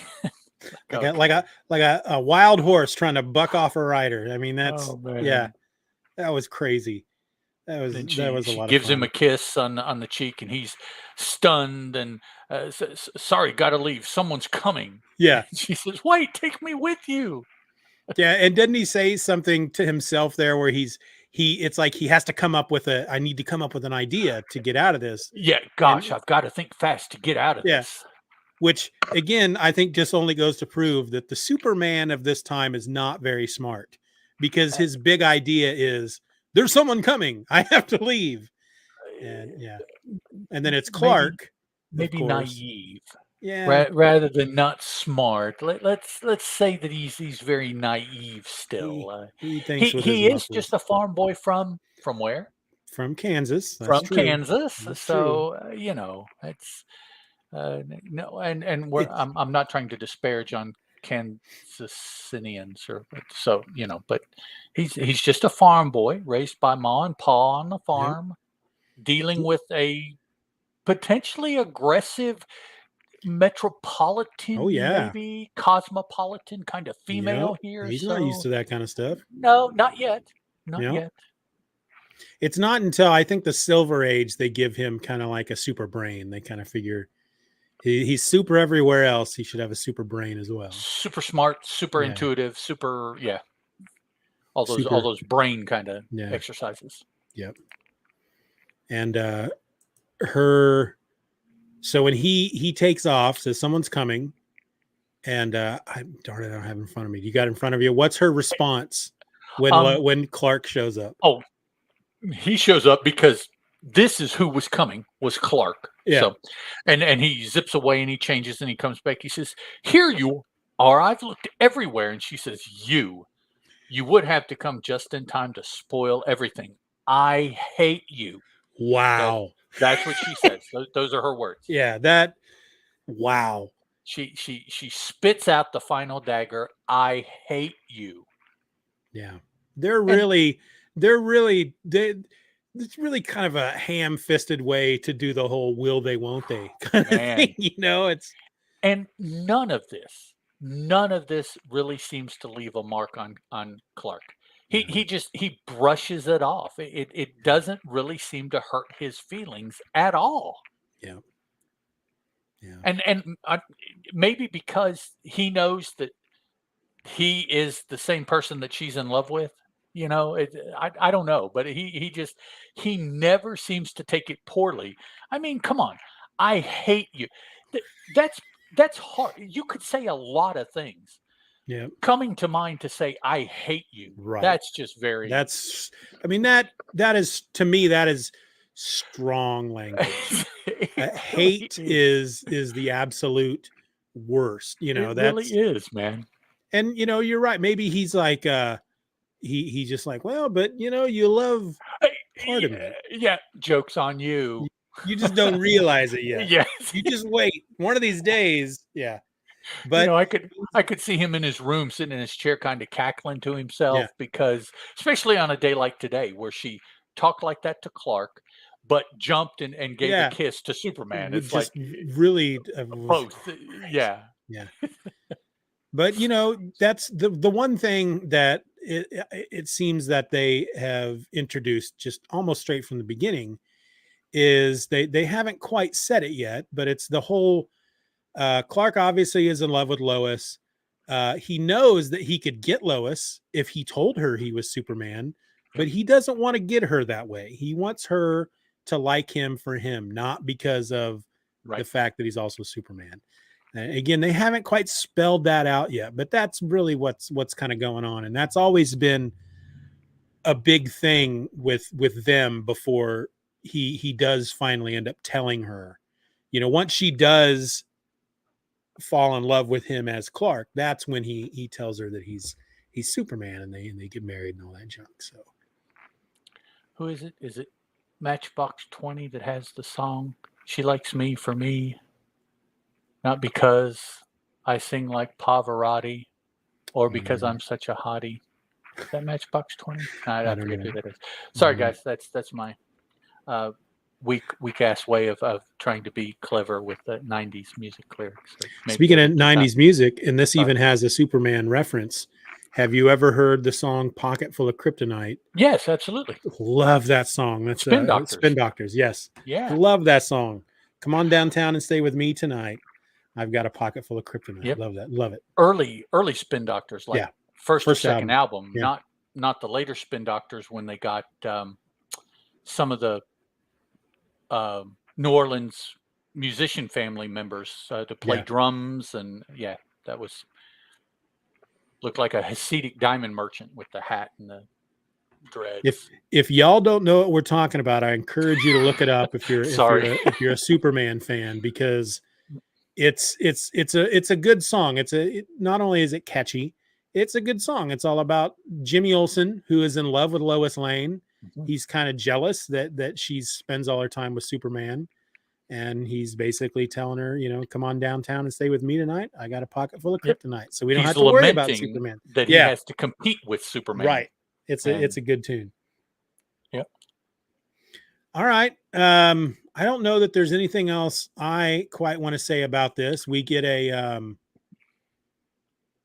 bit at the end where he turns in his article to the chief, and the chief is really happy about it. And that's where we almost get our World's Fair ad. He says, this material on the New York World's Fair is great. Our readers should eat it up. And Clark says, if they take my advice, they'll go see it for themselves. It's something no one can afford to miss. There you go. And then we're told that the further adventures of Superman, and they call him the Man of Tomorrow. Is that the first time we have seen that? Could be, yes. So the Man of Tomorrow in Action Comics. So yeah. And then the next issue, the next story we're going to get is in Action Comics number 13, and it features Superman on the cover. And is this where we start getting Superman covers from that point on? I feel like it's coming up. We've gotten them before. We've had 2 Superman covers. The very first one, and then I don't know, issue 6 or 7, something like that. But I know there comes a point here soon where it's just all Superman covers. Always, okay, yeah. But I don't know if we're at that point yet. Well, I mean, at this point, if they're releasing on a monthly schedule, we're a year in of reading Superman, so they're going to know how big a deal he is to the book. And right. I'm sure that's what, like I made reference to a couple issues ago. The cover was of Zatara, who is a magician character, but more importantly, he is Zatanna's father. If either of those names mean anything to you, that's the connection. You being listeners, I'm pretty sure Steven knows. Yes. So he is one of the ongoing characters. Slam Bradley. Yeah, he is another ongoing character that is still in the DC universe now. So, there are several characters that I could see vying for top billing, and here for most of these issues now, Superman has been like the first story in the anthology. I have been noticing that. So obviously that means, that they realize his importance. People want it. Read him first, and at least we know that they'll read his story because it's first, and then, what they do with the rest, fold the book up, put it in their back pocket, and it falls out or whatever, So he doesn't have top billing on the outside yet, but he has kind of on the inside. Yeah. So Action Comics. So the next one we get is Action Comics issue number 13, which does have Superman on the cover. And then after that, the next story is Superman issue number 1. Okay. So he has become popular enough by that point that he gets his own series. But then Action Comics number 14, we're back to Zatara on the cover, but there is a little box that has, in this issue, Superman. So now that Superman issue 1, is that all reprint or redone material, or is there? No, I think John was telling us that a lot of it's reprint, but there is a new story in there.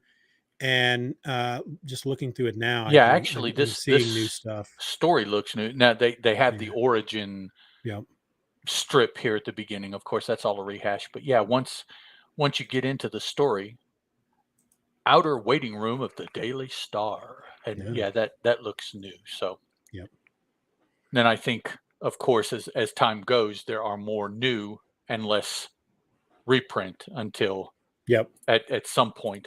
And again, the Superman book was kind of an anthology book too. Well, not kind of, but it was all Superman, but there were multiple stories rather than one,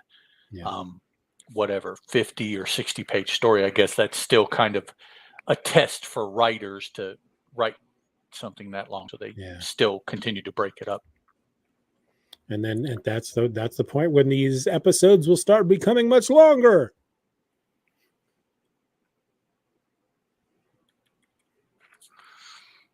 I guess, unless we talk about one story per episode. I mean, we can do whatever we want. Yep. Or 2 or 3 or Okay. We could spend a whole episode just talking about the cover. Probably not. I don't know. If probably not. No. Talk that much about a cover. One piece of art. That'd be kind of tough. Yeah. All right. That's all I got. Me too. Close it out for us. Is it me? Oh, it's me. Okay. I want to thank everyone for listening to this episode of the Superman Super Show. If you want to drop us a line, you can do that at the Superman Super Show at gmail.com. If you want to help the show in other ways, you can rate us on Apple Podcasts or any other catchers that you can rate on, or probably most importantly, just tell all of your friends about us. Word of mouth. Let's get the groove going in the geek word of mouth. You know, if I don't know if you guys listen to like Cartoonist Kayfabe, they're a YouTube show with a couple pretty high profile comic creators. They always say that they have 60, 2,000 subscribers on the way to 6.2 million or what, so they're always talking up the word of mouth, the geek community. Let's get together and tell all your geek friends, and they'll tell their friends, and so on and so on. Absolutely. So that's probably the best way. If you know somebody that's a Superman fan or a podcast fan or a comic book fan, just offer the show. Hey, here's this. Give it a try. If you like it, cool. If you don't, if you do like it, hey, why don't you tell them? That would be cool for us if we knew that, somebody found somebody and they told us they liked the show because of that. That'd be cool. And just to break in here real quick, I think one of the selling points that you could use when you're telling people about us, because I think one of the neat things about us is that we are not by any means experts when it comes to Superman. This isn't us educating everybody on what was going on at the time and what the writer was. No, this is us reading these stories for the first time and just talking about what we liked about it. Right. This is what we saw and I liked, and this is what we saw and yeah. Yep. So until next week, folks, I am Ed saying goodbye. And here's Steven, and he is saying goodbye. Catch you later. And this is both of us saying goodbye. Goodbye, sweetheart. World, it's time to go. Is that the song that did you remember? Sha-na-na? Sha-na-na? Was that the song they always ended that yes, sir. show with? I was fairly young when Sha-na-na was on the TV, but Bowser he was my favorite. I liked old Bowser. He was the bass. Do do do do do do. That's what he would do. Yeah. 50s, maybe 60s kind of shtick for the group, and they did skits, and it was a musical comedy kind of based around Sha-na-na as the host. Don't get shows like that anymore. Back then you had for the country fans, you had Hee Haw. You got Sha-na-na, and well, for that matter, Captain and Tennille had a variety show. Yeah, that's right. Sonny and Cher had a variety show. Jim Neighbors? No, not Jim Neighbors. He did the song Cow Patty. He did the song I don't like spiders and snakes, and that ain't what it takes to love me. You fool, you fool. You never heard that? Jim, I forget. He was kind of a more country, but kind of a comedic crossover kind of music artist. He had a show. Donnie and Marie had a show, as well as the rest of the Osmonds, but it was Donnie and Marie. Yeah. A lot of variety shows back then. Musical acts that had variety shows. Yeah.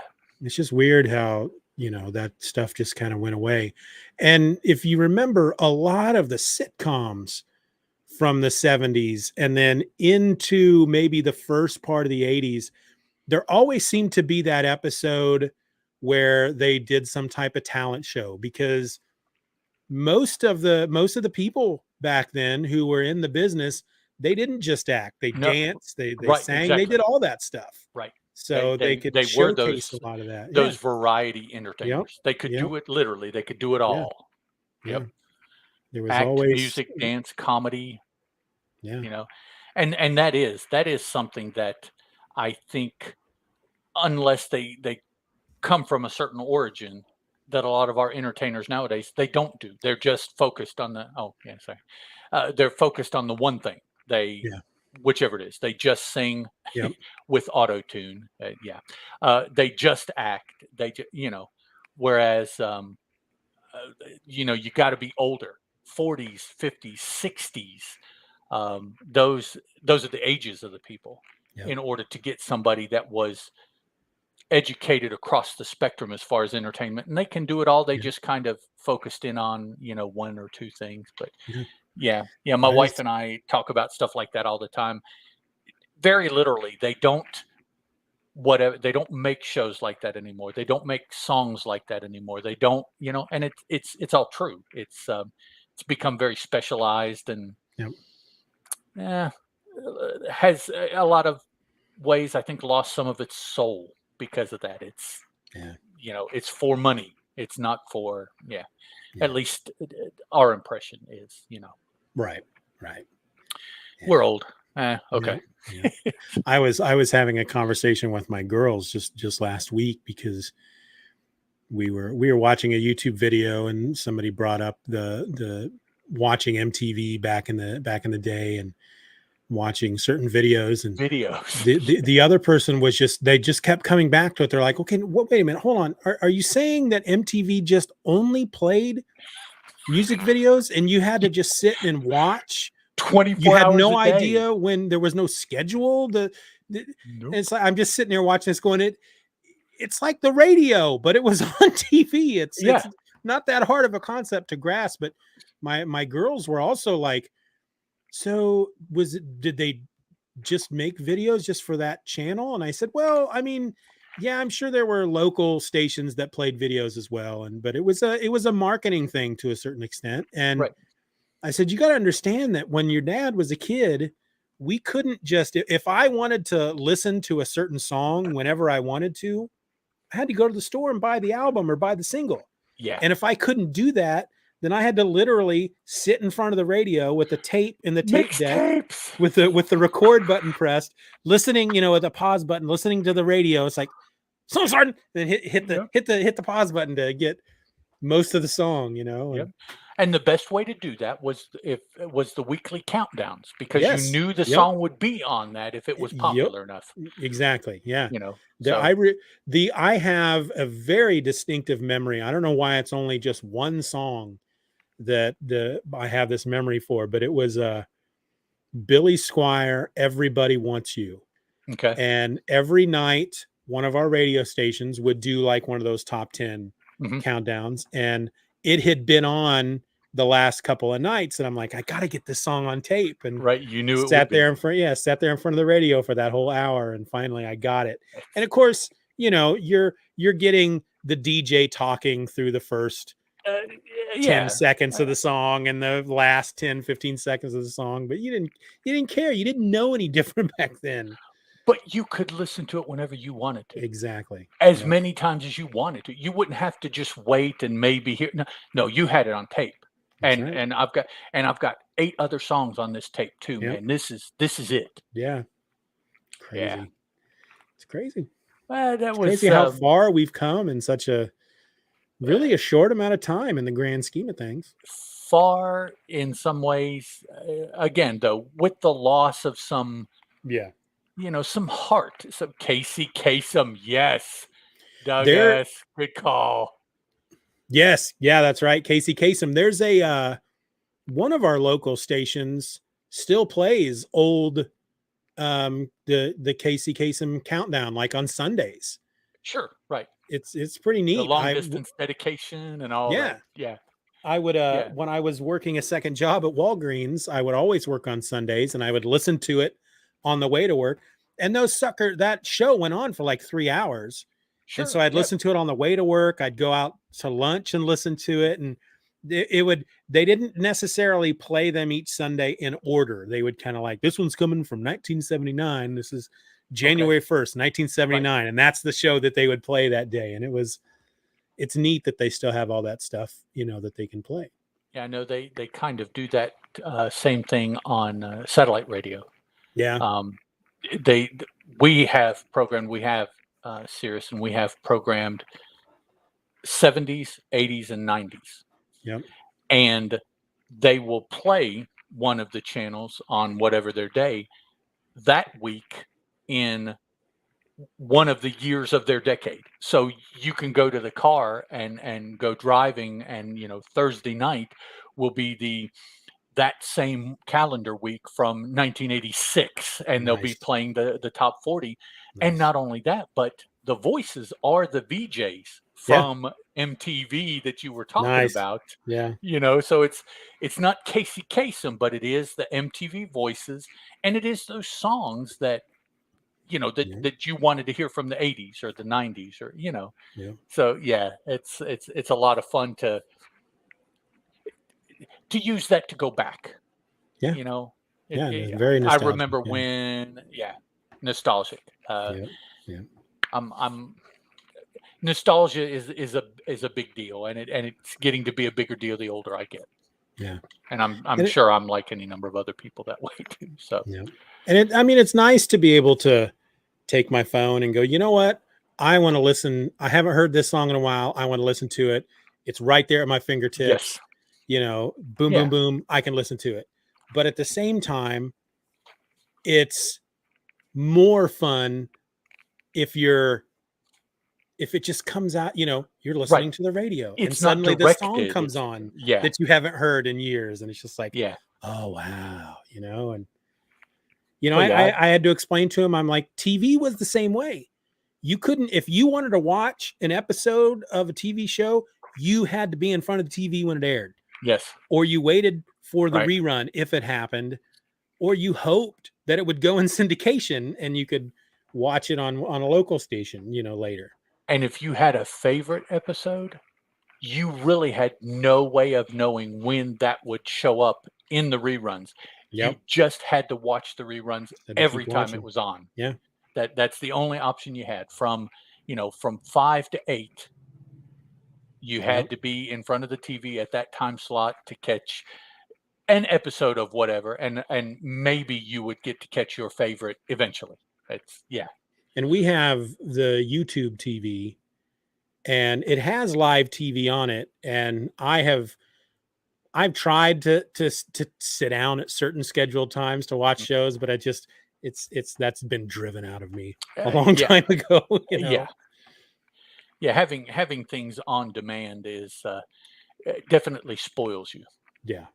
You were talking about YouTube. Yeah. I don't know how many nights I haven't heard something in a while, and I'll go to YouTube, down the rabbit hole 3 hours later. Oh, yeah. Yeah. Those daggone lists along the side. Yeah. If you like, we'll try that. Yeah, I remember that. Listen, another list. Yeah. Yeah, it's really easy to get sucked into that stuff. With the YouTube TV, they have one of the channels they have on live TV is the classic MTV channel. Okay. And I was super excited to learn that was on there. And then even more excited to learn that, like, on Friday nights from 9 p.m. to 2 a.m., they do nothing but hair metal, basically. Okay. And so I sat down the first night and I watched it all, and I was just like, somebody, they were playing some pretty obscure stuff that I remembered, but it's like, wow, you didn't get this a lot on Headbangers Ball back in the day. And so then the next Friday I rolled around and I sit down and I watch it, and it's like, I'm seeing a lot of the same stuff I watched last Friday. No way. And then I quickly found out after a few weeks, it's like they only have permission probably to play 10 videos. Boo. And so those are the same ones you see over and over for those. It's just like, and there's out of those 10 to 15, there might be 3 that I liked. And then, so it was fun. It was really fun that first night, because that's like, okay, what are they going to play next? And now it's just, well, I'm going to play this next because that's what they played last week. So that kind of sucks. Yeah. Kind of defeats the purpose, but oh well. All right. Doug, thank you for hanging out with us tonight. Yes, sir. I should probably stop recording. This sucker's been going on for almost an hour. Let me save this real quick. This is episode 14.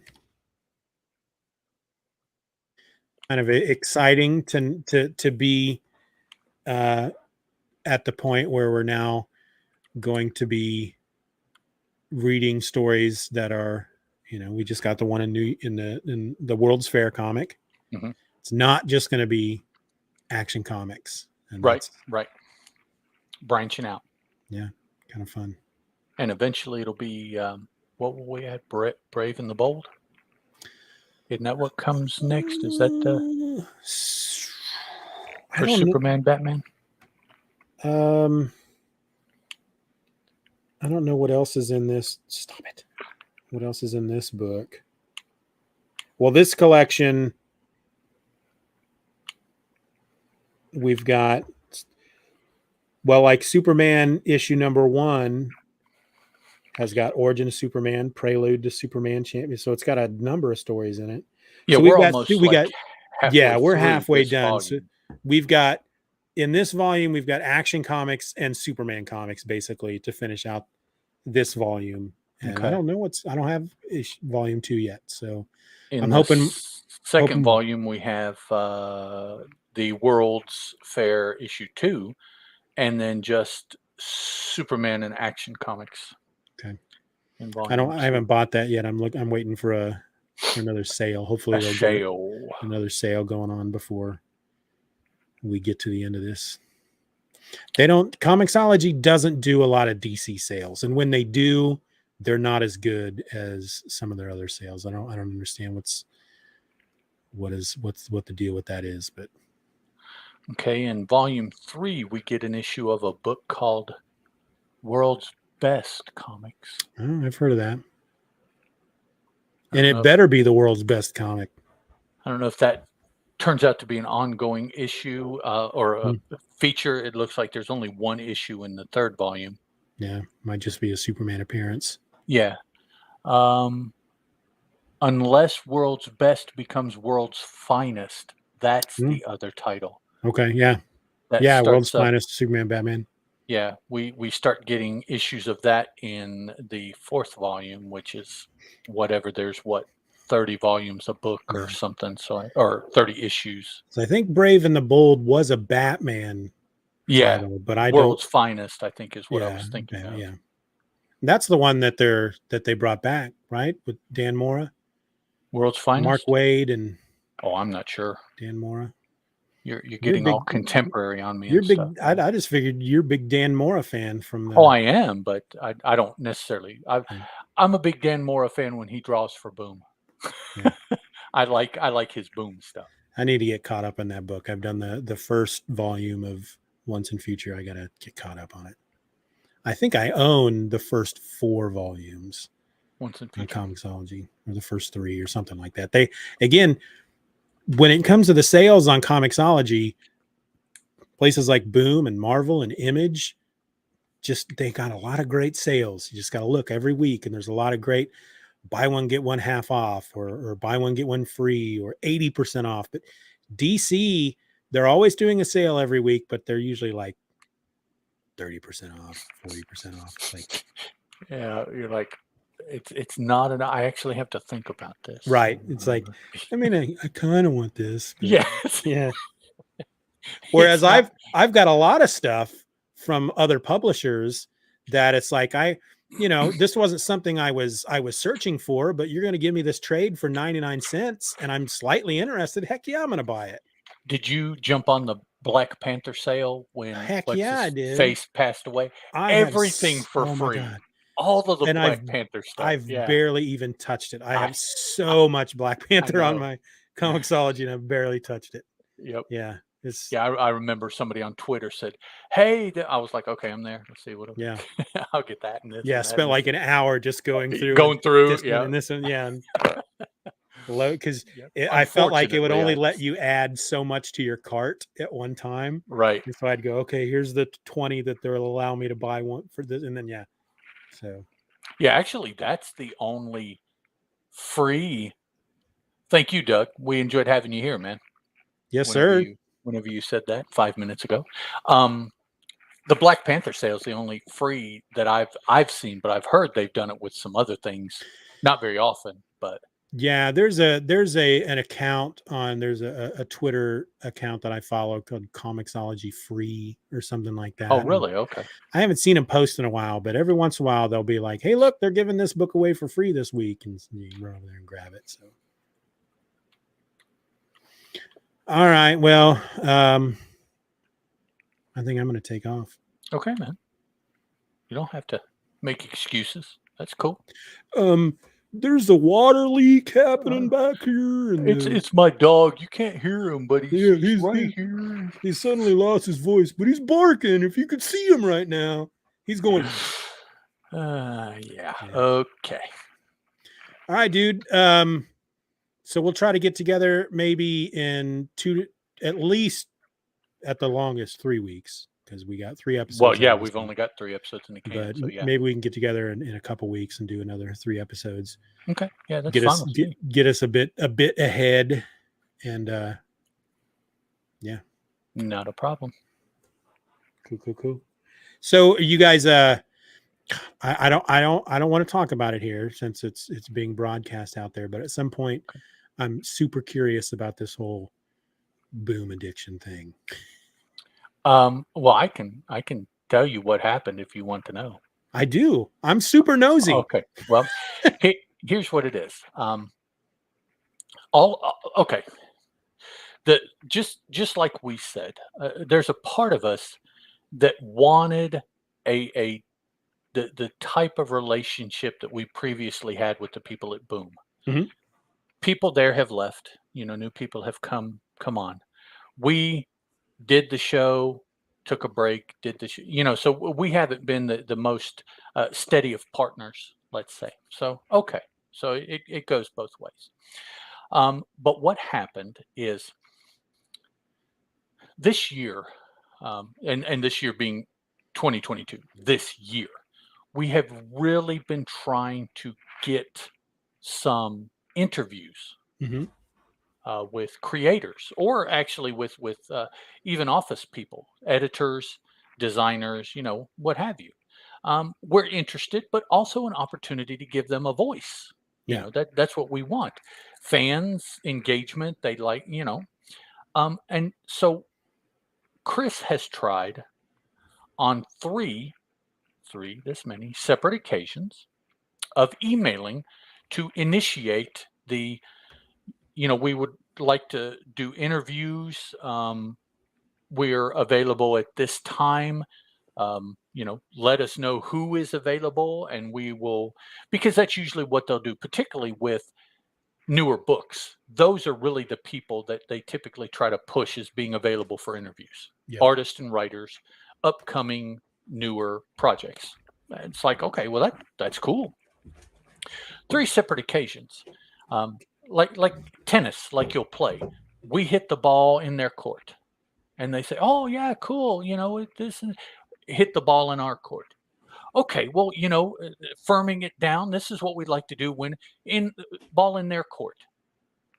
No response, none. 3 separate occasions of this back and forth just to terminate on their side. Yeah, and that frustrated us some. But we're like, look, we don't have to do that. We like talking about the books. That's fine. We'll just do what we're doing. Well, 2 weekends ago, Boom retweeted a podcast's posting of an interview that podcast has done with a Boom creator. And Chris found it, and he just retweeted it to me with "ugh." Yeah. And I was like, I know exactly. So we're like, and plus 2, keep in mind, over the past 8 years, 7 years, 8 years, almost 90 episodes of Boom Addiction have gone out there. Yeah. We've been around. People in Boom have liked the postings of our podcasts. Creators have liked. Again, we used to have a very congenial relationship with some marketing advertising people over there. Yeah. So, I mean, for it to go from that to the ultimately no response to the, oh, well, we really like somebody else's show, where we're like, cool. Okay. That's not in a mean kind of, oh, screw you kind of way, but just okay.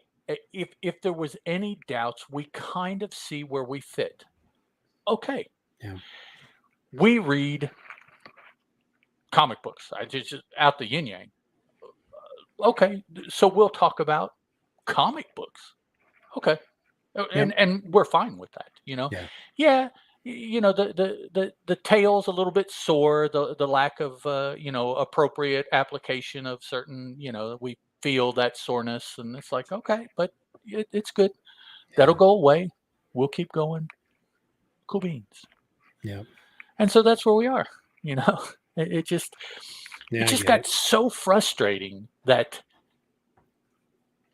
we want to try this. Oh yeah, that's good. Oh, that's cool. Okay, well, can we do this and this way? And let us know. Silence. Yeah. It's like, oh, come on. And for me, it's a lot more personal, but not I am much more the kind of person where, look, when you get to a place, you make a choice to do something or not to do something. That's as black and white as it can be. Yeah. For Chris, he tries to be a lot more understanding. Well, Boom has gotten bigger, and they every 2 or 3 months there's a newsletter that goes out about new hires and media and TV and movie projects and Hollywood and a couple of the people that we were really close to getting promoted to bigger things, and they just maybe they just don't have the time. I'm like, yes, this is possible, but they have a choice when we get in contact or when we ask or when we tweet or whatever. They either do or they don't. And after enough don'ts, it's like, I got you, dog. The message is there, and I got your message. That's cool. Yep. And that's where we got to. It's like, okay. Yeah. And that doesn't mean that we won't try Boom specific again. We both really like a lot of the stuff that they do. Yeah. Constantly. I mean, it's not just just the stuff that Dan Mora does, or just the stuff that Morrison does, or it just seems that 2 out of every 3, 4 out of every 6 books that they come out with, we're like, that is cool. Great so stuff, there's just something about the Boom vibe that just really fits with us. Yeah.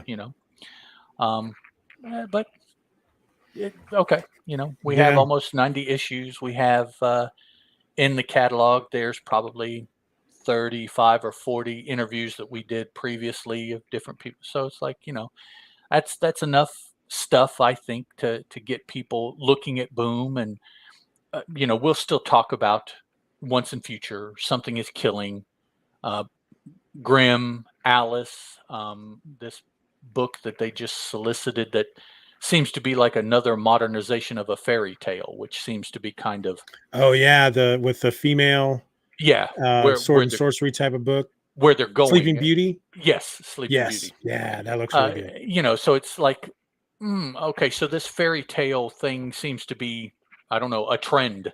Yeah. So it's like, and some other standby books, if Mora and Morrison get together and do another Claus book, I'm sure we'll be a fan of it. And, but in the meantime, I believe one of the properties that Chris is really big on, he recently did a show and sent it to you about. Yeah, I haven't listened to it yet, but I got it. Okay, so that is a property that I've been after him to start a show somehow, because I know he's a really big fan, and I enjoy it too. And I just thought, well, back 3-4 months ago, I could see that Chris was reaching a fullness of talking about Boom. And I offered, well, let's talk about Boom one week, and we'll talk about this that I know you like another week, and this, and and so we bandied that around too, because we were kind of getting frustrated. But it's like, no, let's just keep doing what we're doing. Okay, we'll do that. So now maybe a couple of these other properties that we're both interested in, maybe we'll focus in a little bit more on that once a month, or something like that. So that's all. evolution, changing, everybody changes. I'm not the biggest Well, fan of change, but change and is, the whole podcasting environment is just changed so much. Oh, yeah. So that might have a little to do with it as well. Hmm. Who knows? Who cares, right? I am constantly the guy that probably pisses people off because I say things about this new breed of podcaster and this new breed of doing things that I'm like, that is just not cool, dog. Yeah. It's just, those of us that have been around doing it for a while, we are a group and we respect the group, and these new bloods that jump in and they're like, oh, F it, I'm going to do whatever I want. It's like, that's not the way that it's done. It's just, I recently faced that personally. One of my really, really pet projects that I've been working on for over 100 episodes in 10 years or so, somebody started a show about, and I was like, really? It's okay. Back in the day, if you wanted to do a show, you searched. And if somebody was doing that, you're like, okay, that's cool, man. We're cool.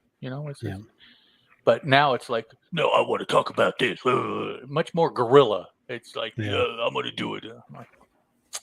Yeah, I think that's why in the end, I've kind of tried to, with just another fanboy, it's like, it's just going to be whatever the hell I feel like talking about that week, Yeah. Yeah. You can't trust getting invested that your toes aren't going to get stepped on anymore. Oh yeah. And there's just no reason to get butthurt about it because it's going to be that way, and so it's like, well then, that it just But I like podcasting. I will always be a podcast supporter. Yeah, there can't be too many. So it's if that's the way I'm going to be, then I have to let somebody else do something that I have been doing for 10 years. Yeah. Much as it pisses me off. Yeah. Okay. It's kind of like you've had that bookstore on the corner for 20 years and then somebody comes in and opens up their own bookstore across the street. It's like, I sell books here, man. Come on. First of all, there's enough that, you can just come in and both of us will be okay. Yeah. Who knows? Maybe not. Yeah. So. Yeah. I'm looking forward to listening to Chris's episode. I told him it's scheduled for a week from Thursday. Okay. So it's the last of your. It's going to be the last one, unless I want to say there's one or two other people I had reached out to that said that they really wanted to give me something, but then I just never really heard back. Mm-hmm. But, I ultimately, I had the full month planned out, or not planned out, but covered.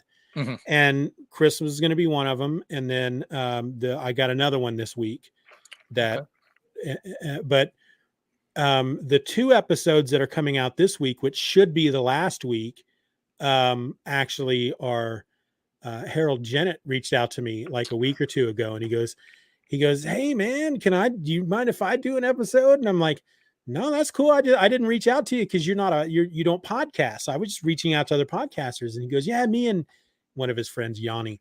He goes, we're going to get together and talk about Transformers. And I said, all right, that's cool. Okay. And so then he gets back with me and he goes, all right, we record the episode. It's like over 2 hours long. So we're just going to give it to you as a part 1 and a part 2. And I'm like, that's cool, dude. So that's what I have this week, part 1 on Tuesday and part 1 on Thursday. And then that was just going to be the end. Right. And I was going to come back next week. And then Chris reached out to me yesterday, maybe. And then the other one that's coming out next week, he reached out to me as well. And they said, oh, sorry I took so long, but here's my episode. And I'm like, sweet, I'm going to extend this one more week then. So, there you go. Yeah, I'm on my vacation. Yeah. I'm really having a lot of fun. It's really kind of, it's like, I'm really enjoying it. I'm loving the episodes, the broad range of the types of episodes I'm getting are just great. Yeah. And then, but at the same time, it's like, I started listening to that one of those, both of those podcasts that are talking about the Dragonlance Chronicles. Mm-hmm. And I remembered I said, I did one episode about the first book, and I did one episode about the second book, and I never did a third episode about the third book. Maybe I should think about finally getting that third book read again and doing an episode. And so while I was thinking about that, I thought maybe I should listen to the first two, just to get a feel from, what I was doing. And that was like last week or something. I listened to my first Dragonlance episode, and I'm like, oh man, I gotta get back into podcasting. I'm really, I kind of miss this. And I was using a different theme song back then, where it's like it came in with all these drums, and I had this standard thing I did with every episode. It was like, this is just another fanboy, the podcast that talks about this, and this. And then I had an outro that was the same every time too. And I'm like, why did I stop doing that? I really like that. Why? That sounds really good to my ear, And so I think when I come back the week after next, I'm probably going to go back to the old theme song and old outro, and cool. And then I'll just, if I want to change it, that's anybody who's listened to any Just Another Fanboy from the very beginning, even that first round, good Lord, how many different theme songs did I have before I finally just ended up stopping? I had at least three or four. So that's there were definitely a handful, more than one for sure. I've always been, shiny, and that's what I want to do this week. So, right. Anybody who listens to Just Another Fanboy expecting the same format every week, you'll get that for a little while, but then I'll change it up again because I get bored. Yeah. Now, see, I can just keep pounding away. Yeah. I don't get bored. If I find something either that works or I like it, I'm like, this is it. See, and just run with it. And I am like that to a certain extent. There's nothing that I like more than a good template. It's like, I don't have to put a lot of thought into it. I know that this is how this is going to go, and this is where this is going to go. Right. But every once in a while, I just like, you know what? I'm going to try something a little different. And then I try something a little different, and I'm like, all right, that's the new template. And then I go off on that for a little while. I like it that way. Yeah. So Yep. All right. I got to pee. So fair enough. Okay. I'm going to let you go, dude. Again, always fun. Love talking to you. And I love talking about Superman. And I don't count any of these issues anymore when I'm doing my 500 comic goal. I feel I don't count these because it's not a full like issue. 13, it's only 13 pages. 13 pages. Yeah. So no, I am when I read part of an anthology, I am noting how many of those that I've read. Like I've been reading Vampirella out of the Vampy magazines, and it's one out of like 5. So, but I make a note. I've read 30 of those, and I've read 27 Superman action, and just for me. But I don't count it unless it's like a 22, 23 page kind of thing. Yep. Yeah. There was a part of me that's like, well, maybe after I read for every 2, I'll count it as 1. But I just, what? It's just, I know I've read them because we've got episodes. So that's all I need. But don't overthink it. Right. Exactly. Yeah. Don't make it a thing. Sometimes I just seem to enjoy giving myself more work for no good reason at all. I got to stop doing that. Keep up with. No, you don't. No, you don't. No. Yeah. Just keep doing what you're doing, man. Yeah. Yep. All right. We'll set something up for, let's try 2 weeks. Not this upcoming Monday, a week from today, but the week after. So that's okay. So that's 4/11, July 11th. Yeah, that is July. Which 11th. Is good because next Monday is the 4th of July. So that's true. So the 11th of July. Okay. Cool. Anybody still watching? Bye-bye. Ciao.